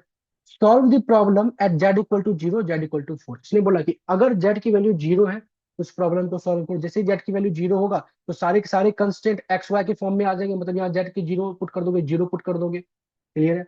और जेड की वैल्यू 4 होगी तो अगेन ये यहाँ पे 4 आ जाएगा, यहाँ पे 4 आ जाएगा। तो कंस्टेंट फिर मतलब 2x के बारे में आ जाएगा, मतलब कि दो ही वेरिएबल का बनेगा और इसको सॉल्व करना है। देखते हैं पहले ए पार्ट इसका, ध्यान से सुनना। ए पार्ट से बी पार्ट हल्का लिंक है तो अच्छे से समझना। तो मेरे पास प्रॉब्लम था ये, सब्जेक्ट टू कंस्टेंट था ये। मैंने बोला if Z equal to zero, तो इस पे यहाँ पे जीरो होगा, यहाँ पे जीरो होगा, तो 2x+y <1, x+2y <1 ये बन जाएगा कंस्टेंट। तो मैंने बोला if Z equal to zero, तो मैक्सिमाइज क्या होगा, इसको करना है maximise x+y 3y 2x+y <1 x+2y <1 ये करके, ठीक है। तीन इक्वेशन है, तीनों कंस्टेंट, मतलब तीन कंस्टेंट है, तीनों का डायग्राम बनाएंगे। तो देखो ब्लू कलर का जो है, तो कहने का मतलब ब्लू कलर का ये है, तो ये कंस्टेंट वन का डायग्राम है। रेड कलर का ये है इक्वेशन, तो ये रहा कंस्टेंट टू का डायग्राम।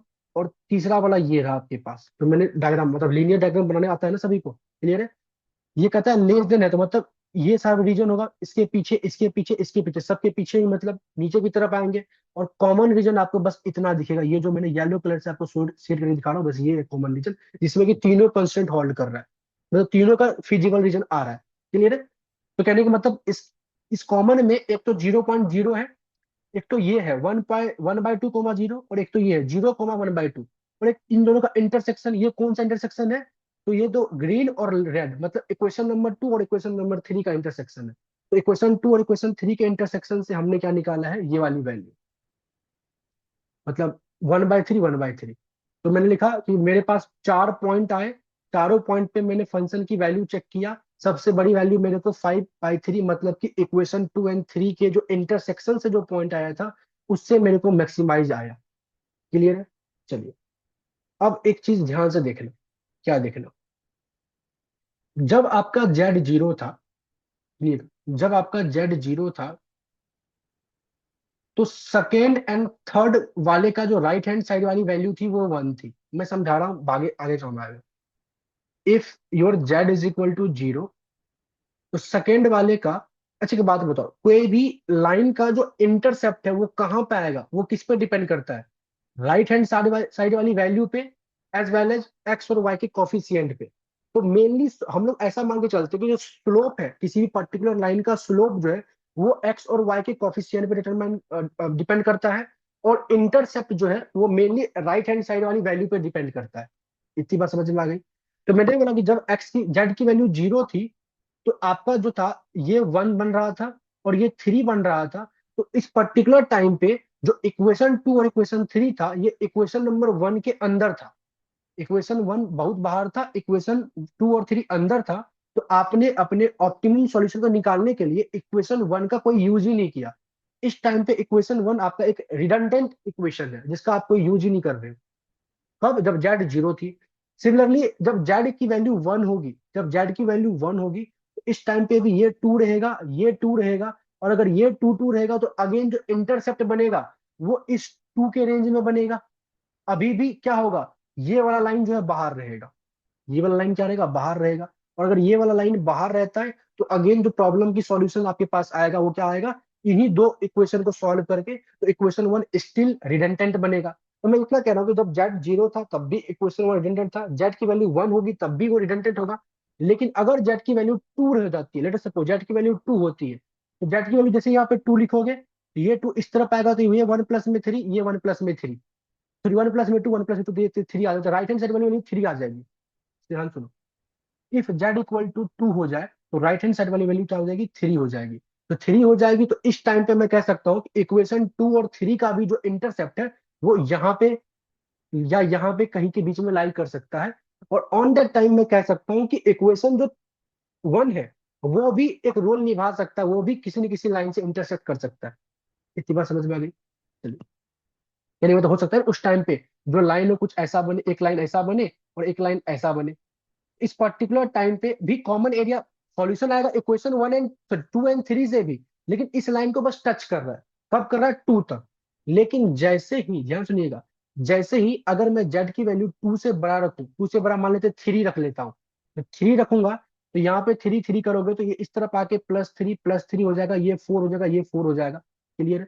तो 4 हो जाएगा, तो क्या मैं कह सकता हूँ अब इस टाइम पे जो ये वाला लाइन, मान ली ग्रीन वाला जो लाइन है, तो इसकी जगह पे आप 4 लिखते, और 4 लिखते तो y की वैल्यू 0 पे x होता आपका पास 4, और x की वैल्यू 0 पे, y रहता 2, तो ऐसा कुछ लाइन बनता।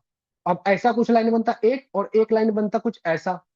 तो क्या मैं कह सकता हूँ कि आज मेरे पास हो सकता है इस वाले पर्टिकुलर लाइन का भी यूज होता, मतलब 1 2 3 तीनों के हम यूज कर सकते थे। तो आगे मैं सॉल्व करूंगा, बट मैं इतना बताना चाहता हूँ कि जब जेड की वैल्यू 2 से छोटी थी ना, जब जेड की वैल्यू 2 से छोटी थी, 2 और 2 से छोटी थी, तो इक्वेशन 1, सॉरी इक्वेशन 2 एंड 3 आपका इस पर्टिकुलर रेंज में ही बनता। और इस टाइम पे इक्वेशन 1 आपका रिडंडेंट बनता। मैं दोबारा रिपीट कर रहा हूँ, व्हेन जेड की वैल्यू 2 और 2 से छोटी रहेगी, तो on that time equation 2 and 3 आपका इसी रेंज में बनेगा। और इस पर्टिकुलर टाइम पे इक्वेशन 1 आपका रिडंडेंट रहेगा, जिसका कोई यूज नहीं होगा सॉल्यूशन निकालने के लिए। ये किस लिए सर बता रहे हो? तो ये आपको जो इस क्वेश्चन का बी पार्ट है वहां पे यूज होगा। अभी ए पार्ट करते तो ए पार्ट में तो नॉर्मली जो डायग्राम बनाया, सॉल्व किया, ये मेरे पास आंसर आ गया, बस खत्म। बी, इसका बी पार्ट कहता है इफ जेड इक्वल टू 4 है, तो देखो 4 पे काम कर रहा है ये। कहता है जब जेड इक्वल टू 4 रहेगा, तो 4 रहेगा तो आप क्या करते? यहाँ पे 4 पुट करते, यहाँ पे 4 पुट करते, ये 4 इस तरफ आता तो 1 + 4 5, 1 + 4 5, ये 5 बन जाता। तो अगेन ये ये आपके पास प्रॉब्लम रहता है सब्जेक्ट टू कंस्ट्रेंट। आप इक्वेशन 1 जो इस टाइम पे देखो, इक्वेशन 1 कंस्ट्रेंट 1 का डायग्राम ये है, कंस्ट्रेंट 2 का डायग्राम ये ग्रीन वाला है, कंस्ट्रेंट 3 का डायग्राम देखो ये रेड वाला है। तो जब इससे मैं निकाल रहा हूं, तो सब बोलेगा अंदर की ओर, अंदर की ओर, अंदर की ओर, तो जो तीनों लाइन के कॉमन पार्ट आएंगे वो ये वाले आएंगे, जो ग्रीन येलो कलर से आपको दिख रहा होगा ये वाला पार्ट। और इस वाले पार्ट में जितने भी कोऑर्डिनेट्स है, एक तो कोऑर्डिनेट्स आएगा 0,0, एक कोऑर्डिनेट आपका आएगा ये 5/2,0, एक कोऑर्डिनेट आएगा आपके पास 0,5/2, एक कोऑर्डिनेट आएगा आपके पास इक्वेशन नंबर 1 और इक्वेशन नंबर 2 को सॉल्व करके, दैट इज दिस 1,2, और एक आएगा आपके पास इक्वेशन नंबर 1 और इक्वेशन नंबर 3 को सॉल्व करके, दैट इज 2,1। तो मैंने क्या किया कि जब तक इक्वेशन जेड की वैल्यू 4 थी, तो ऑन दैट टाइम पे इस तरीके से डायग्राम बन रहा था और तीनों ही इक्वेशन का यूज हो रहा था। और इस टाइम पे मेरे पास ये सारे पॉइंट्स आए, सारे पॉइंट्स को मैंने यूज किया, जो भी फिर इसको हर एक पॉइंट को इसमें पुट किया, तो जो मेरे पास है that is the maximum value. Question 1 का ए पार्ट जो 5 नंबर में पूछा गया वो तो सिंपल था, हो जाता। और इतना जो लेकिन मैंने चर्चा किया, इतना जो मैंने भाषण दिया आप लोगों को, वो बी पार्ट के लिए दिया है। बी पार्ट मैंने क्वेश्चन क्या कहता है ध्यान से देखो।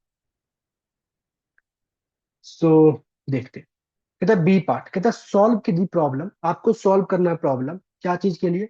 For any fixed value of Z belongs to zero से लेके, जेड बिलोंग्स टू जीरो से लेके इन्फिनिटी में जेड की वैल्यू कुछ भी ऐसा हो, कुछ भी हो सकता है, सो दैट कि जो मैक्सिमम वैल्यू होगा इस वाले फंक्शन का, वो become a function of Z, find the function and its maximize it. सुनिएगा, कहता आप जेड को एक फिक्स्ड नंबर को छोड़कर एज ए जेड को वेरिएबल रखो जो कि बिलोंग्स टू जीरो से लेकर इन्फिनिटी, कोई भी नंबर हो सकता है।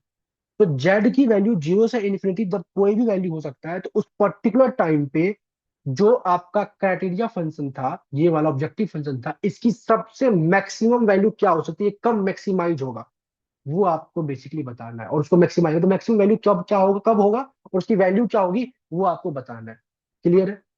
इस पर्टिकुलर क्वेश्चन का ना जो एग्जामिनर आपसे सॉल्यूशन चाहता है वो एक ही चीज चाहता है, लेकिन आप बीइंग अच्छे स्टूडेंट आपको अच्छे से एक्सप्लेन करना है।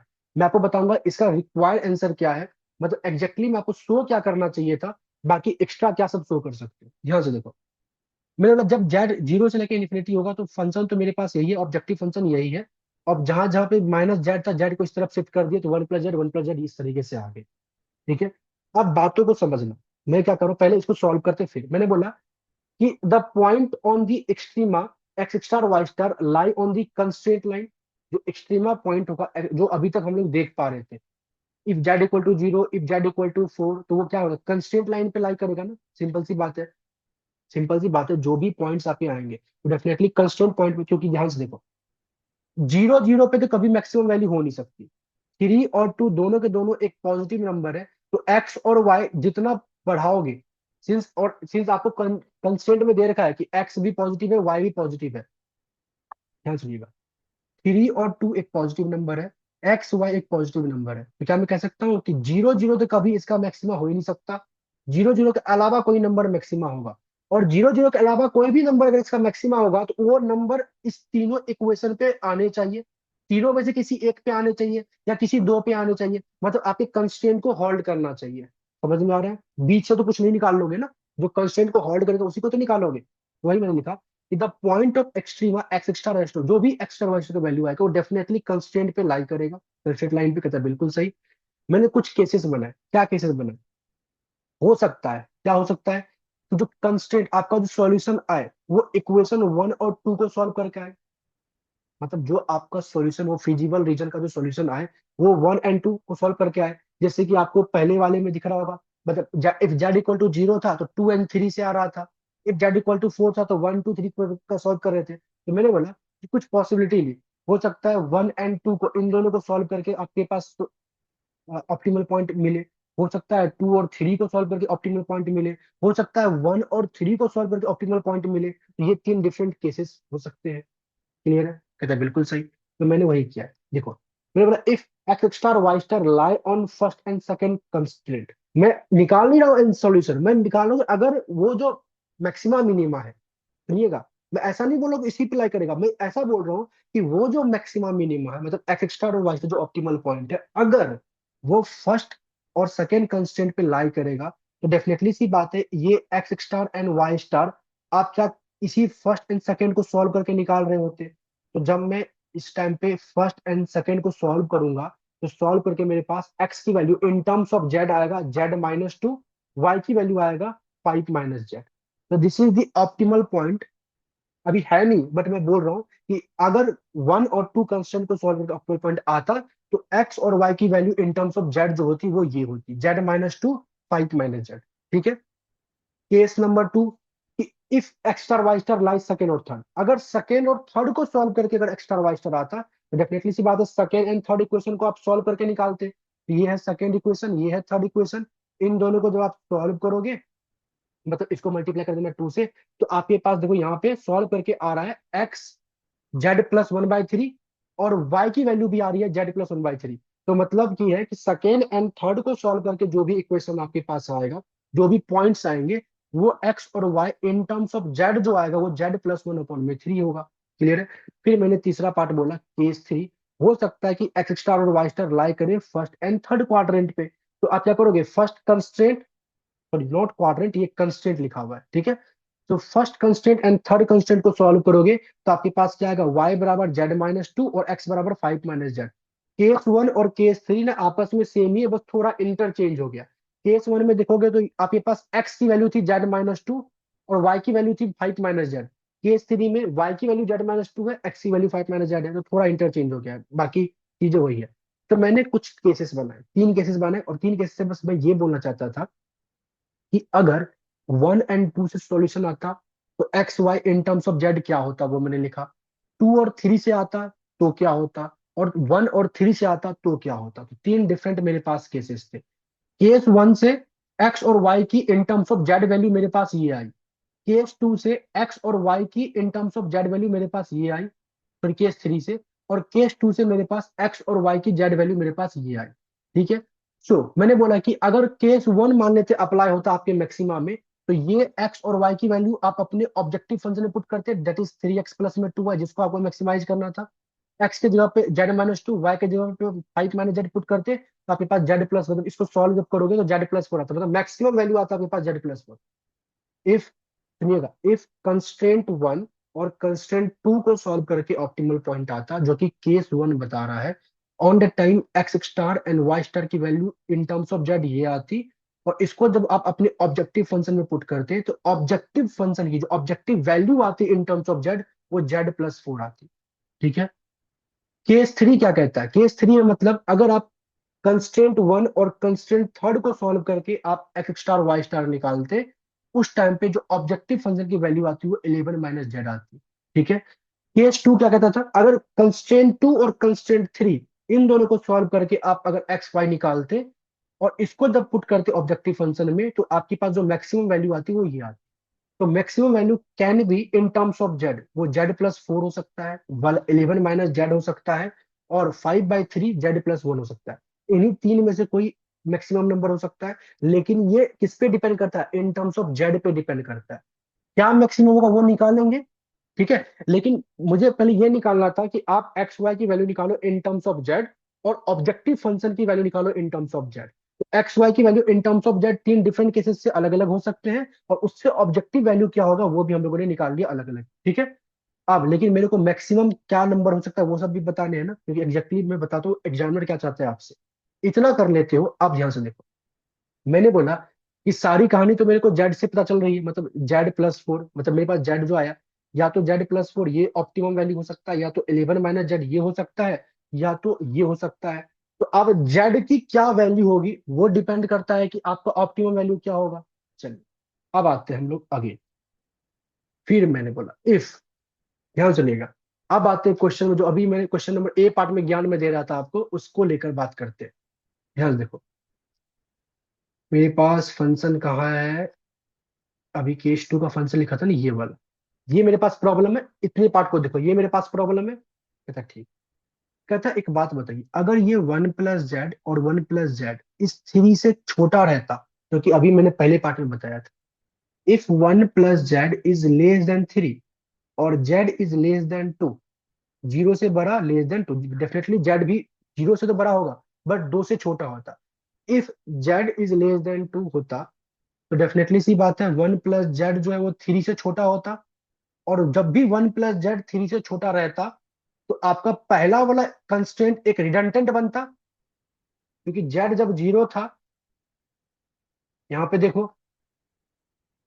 z जब यहाँ पे थ्री था और z जब जीरो था, तो ये देखो पहला वाला कंस्ट्रेंट रिडंडेंट था ना, इन दोनों को ही सॉल्व करके निकाल रहे थे।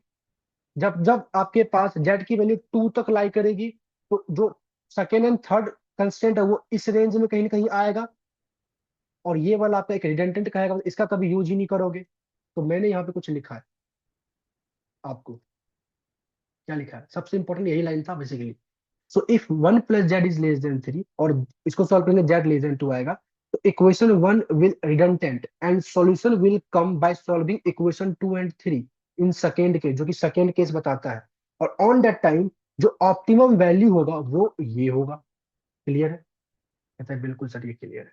ठीक है, अब आगे कहता है अगर z की वैल्यू 2 और 5 के बीच में लाई कर रहा हो, क्योंकि 2 और 5 के जब बीच में लाई करेगा, ध्यान सुनिएगा, z की वैल्यू अगर 2 और 5 के बीच में लाई करेगा, तो क्या होगा, वो ये होगा कि आपका जो सेकेंड और थर्ड क्वाड्रेंट है वो कट करेगा आपके इस वाले को। कहता है क्यों ऐसा, आप क्यों कह रहे हो, एक बात बताइए, ध्यान सुनिएगा। बहुत सिंपल से देखिए, आप इक्वेशन नंबर 2 को गौर से देखिए। इक्वेशन नंबर 2 में अगर मैं यहाँ पे इसको 6 बना दूं, ठीक है, अच्छा ये 6 कब होगा, पहले से 1 था, जेड की वैल्यू जब 5 होती, अच्छा ये, अच्छा एक बात, तो ये इक्वेशन नंबर 2 जब जेड वैल्यू, जब जेड आपके पास 4 था, z = 4 पे इक्वेशन 2 का राइट हैंड साइड 5 आया था। अगर z = यहाँ 5 होता, इक्वेशन 2 का राइट हैंड साइड 6 आता। ठीक है, तो मैंने बोला कि लेटर सपोज जेड की वैल्यू 5 है, मैक्सिमम लेके चलते 5 है, तो 5 है तो ये 6 आएगा, और ये 6 आएगा, तो एट y = 0 पे x की वैल्यू क्या होगी, 3, और एट x = 0 पे y की वैल्यू होगी 6। तो बात ध्यान सुनना, कि जब ये 6 था ना, तो एट y = 0 पे x की वैल्यू 3 आती, और ये 3 आपके फर्स्ट वाले कंस्ट्रेंट को मैच कर जाता। और सिमिलरली नीचे वाले में जब देखोगे, तो y = 0 पे x की वैल्यू 6 और x = 0 पे y की वैल्यू 3 आती, और ये y की वैल्यू 3 इस यहाँ पे देखो इसको कट कर जाता। मतलब टिल z = 5 तक right hand side value 6 value आती, और इक्वेशन 2 और 3 का कोई ना कोई एक इंटरसेप्ट आपके पहले वाले कंस्ट्रेंट को मैच कर जाता। लेकिन गलती से z की वैल्यू आप 5 से एक्स्ट्रा कुछ और ले लो, मान लो z की वैल्यू मैंने लिखा 7, डायग्राम देखो ध्यान से, जो जो ज्योमेट्रिकली चेक चेक करो। मैंने लिखा z = 7, अगर मैं z = 7 लेके चलता हूँ, ठीक है, तो क्या मैं कह सकता हूँ यहाँ पे ये 8 आ जाता। इफ z = 7 होता, तो यहाँ पे -7, यहाँ पे 1, तो 7 + 1 8 आ जाता ना। जब z = 4 था, तो यहाँ 5, जब z = 4 था तो यहाँ 5 आया था। अगर z = 7 रहता तो यहाँ पे 8 आता। ठीक है, तो मेरे पास एक इक्वेशन बनता, 2x प्लस में y < 8, एक बनता x प्लस में 2y < 8, मतलब इक्वेशन नंबर 2 मेरा ये बनता कंस्टेंट, इक्वेशन नंबर 3 कंस्टेंट ये बनता। अब इक्वेशन नंबर 2 को जब मैं ड्रॉ करता, तो क्या मैं कह सकता हूँ एट x = 0 पे y की वैल्यू 8 होती, कहीं ना कहीं ऊपर कहीं लाई करता, और एट x = ठीक है, at Y equal to zero पे एक्स की वैल्यू 4 होती, कहीं ना कहीं ये यहाँ पे आया था, और इन दोनों को मिलाकर आप एक लाइन ड्रॉ करते, दिस इज योर इक्वेशन 2। और इसको तीसरे को करते तो तीसरे पे y की वैल्यू जीरो पे x आपका 8 होता, और x के जीरो पे y आपका 4 होता, कुछ ऐसा। बोलो, ये इक्वेशन नंबर थर्ड होता, ये इक्वेशन नंबर 2 होता, और इक्वेशन नंबर 1 आपका कौन सा है, ये 3/3 वाला, ये वाला। तो क्या मैं कह सकता हूँ, जैसे ही जेड 5 से आगे जाएगा, लेट अस सपोज 7, तो इक्वेशन 2 और 3 रिडंडेंट बन जाएगा। इसका यूज ही नहीं करोगे, क्योंकि जब कॉमन एरिया लेके आओगे तो आपके पास कॉमन एरिया क्या दिखेगा, इस वाले का कॉमन, ये वाला कॉमन एरिया दिखेगा, और इस वाले में ओनली इक्वेशन नंबर 1 यूज होगा। और इक्वेशन नंबर 1 यूज होगा तो इक्वेशन 2 और 3 क्या एक रिडंडेंट हो जाएगा। इतनी बात समझ में आ रही है, तो अब मैं इसको रिमूव कर रहा हूँ, नहीं आ रही दोबारा पीछे घुमाओ और पीछे चेक करो। बहुत ही सिंपल मैंने लाइन आप लोगों को बताया है। अब मैं बस डायग्राम को इसको ठीक कर दे रहा हूँ, एक सेकेंड।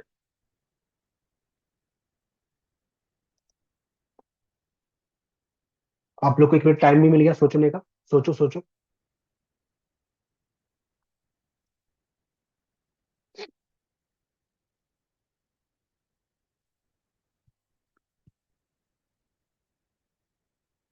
सोच लिया?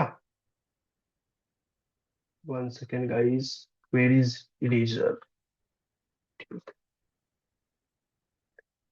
आप समझ में आया कि अगर जेड की वैल्यू 5 से ऊपर होगी तो कैसे इक्वेशन 2 और 3 रिडंडेंट बनेगा।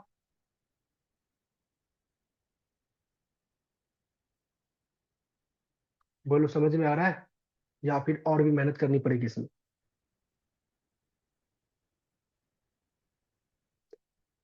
देखो, ज्यादा वर्क होने के बाद स्क्रीन ब्रेक हो गया है, बस लेकिन 1 मिनट दो, ठीक हो जाएगा ये।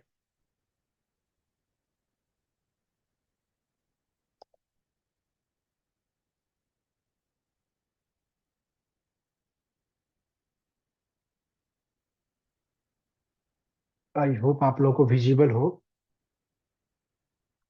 ठीक है, सो ध्यान से देखिए, अब मैं नीचे आ जाऊं।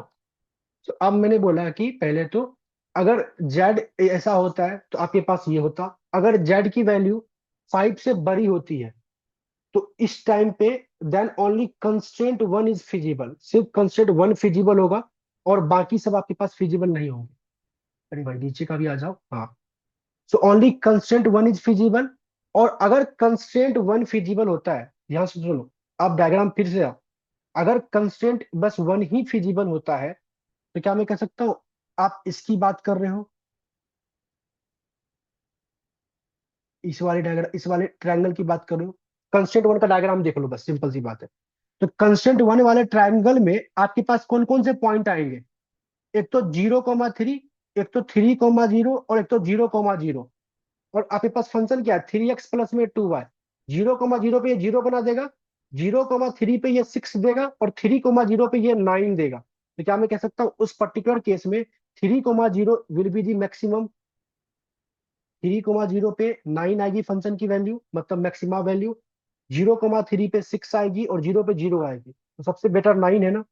तो मैंने बोला कि जिस टाइम पे इक्वेशन कंस्ट्रेंट 2 एंड 3 रिडंडेंट होगा और ओनली कंस्ट्रेंट 1 आपका जो है फिजिबल होगा, तो ऑन दैट टाइम आपका जो ऑप्टिमल कंडीशन होगा वो 3,0 पे अलाई करेगा, और जो ऑप्टिमम वैल्यू होगी वो आपकी 9 होगी।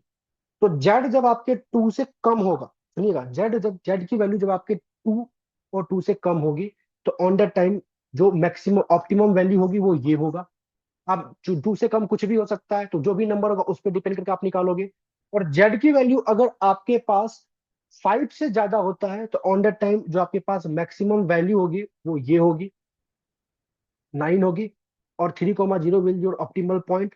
और जेड की वैल्यू अगर 2 और 5 के बीच में लाई करता है, तो in this case all 3 constant can hold, but solution will always come from any 2 constant, क्योंकि दो ही कंस्टेंट से आ रहे थे, इधर 1 3 और 1 2। Hence optimum value will be या तो Z+4, अरे मैंने बोला optimum value will be Z+4, but at one value of Z, that is Z equal to 3.5 पे आपका 11 - Z और Z+4 दोनों लाई कर रहा है, मतलब कि ये आप करोगे सर Z+4 और 11 - Z, आपने इसको Z+4 ही क्यों चुना, क्योंकि जेड के 2 और फाइव के बीच में अब जेड की कोई भी वैल्यू ले लो, 2 और 5 के बीच में जेड की जब कोई भी वैल्यू लोगे ना, तो आपको यही बढ़ा देगा।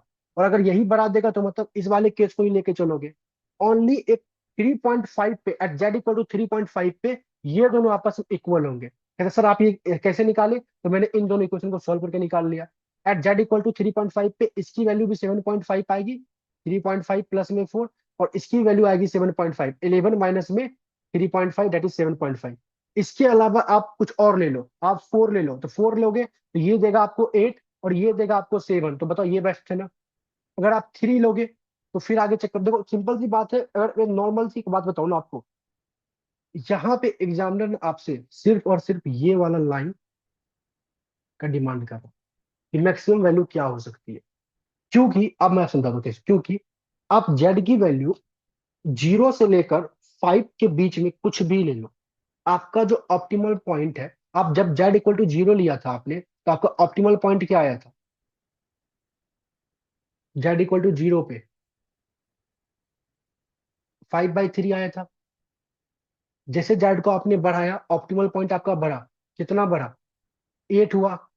तो मतलब जैसे जैसे जेड को बढ़ाओगे आपका ऑप्टिमल पॉइंट बढ़ेगा। तो क्या मैं कह सकता हूँ 5 से आगे जाओगे तो मैक्सिमम ऑप्टिमल पॉइंट हो सकता है 9, जो कि अभी निकाला था, दैट इज 9। और 5 से पीछे जब रहोगे तो सारे के सारे जो पॉइंट्स होंगे, मतलब 5 से पीछे जब रहोगे, जेड की वैल्यू को जब 5 से पीछे रखोगे, तो आपका ऑप्टिमम पॉइंट जो होगा वो 0 से लेकर 9 के बीच में ही लाई करेगा। तो सबसे मैक्सिमम वैल्यू, ध्यान दें, जब सबसे मैक्सिमम वैल्यू जो हो सकती है इस पर्टिकुलर प्रॉब्लम की, वो मैक्सिमम वैल्यू 9 हो सकती है। और तब होगी जब आपका कंस्ट्रेंट 1 फिजिबल होगा, बाकी वो दोनों अलग अलग मतलब रिजल्टेंट बन जाएंगे। और उस टाइम पे 3,0 विल बी दी सॉल्यूशन, और जेड 5 से बड़ा। ये बस लाइन आपसे ना एग्जामिनर जानना चाहता था, दैट्स इट, यही मेन सॉल्यूशन इस पर प्रॉब्लम का। बाकी ये जो मैंने दो लिखा ना, ये दो तो मैंने बेसिकली जस्टिफाई करने के लिए लिखा कि अगर जेड इस रेंज में होता है तो क्या होगा। एग्जामिनर मेनली आपसे ये जानना चाहता है, ये वाला पॉइंट जानना चाहता है। क्या क्यों जानना, तो ध्यान से देखो, मैंने बस इतना बोला, जब तक देखो, एक बार बहुत सिंपल समझो, जब तक जेड की वैल्यू 0 से लेकर 2 के बीच में लाई होती करती थी, जब तक जेड की वैल्यू 0 से लेकर 2 के बीच में लाई करती थी, तब तक आपका जो कंस्ट्रेंट 1 था वो रिडंडेंट था। और कंस्टेंट 1 रिडंडेंट था, बस आप इन दोनों को सॉल्व करके, मतलब कंस्टेंट 2 और कंस्टेंट 3 को सॉल्व करके आप सॉल्यूशन निकालते थे।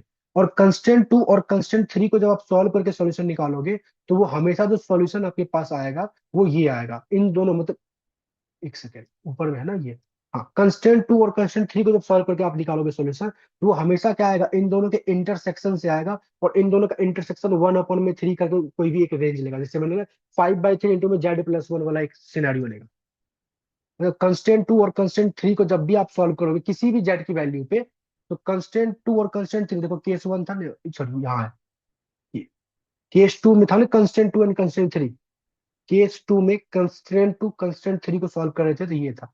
जब यहाँ पे जेड की वैल्यू 0 पुट करोगे तो ये 6/3 आ जाएगा, तो ये बेसिकली आ जाएगा क्या, 2।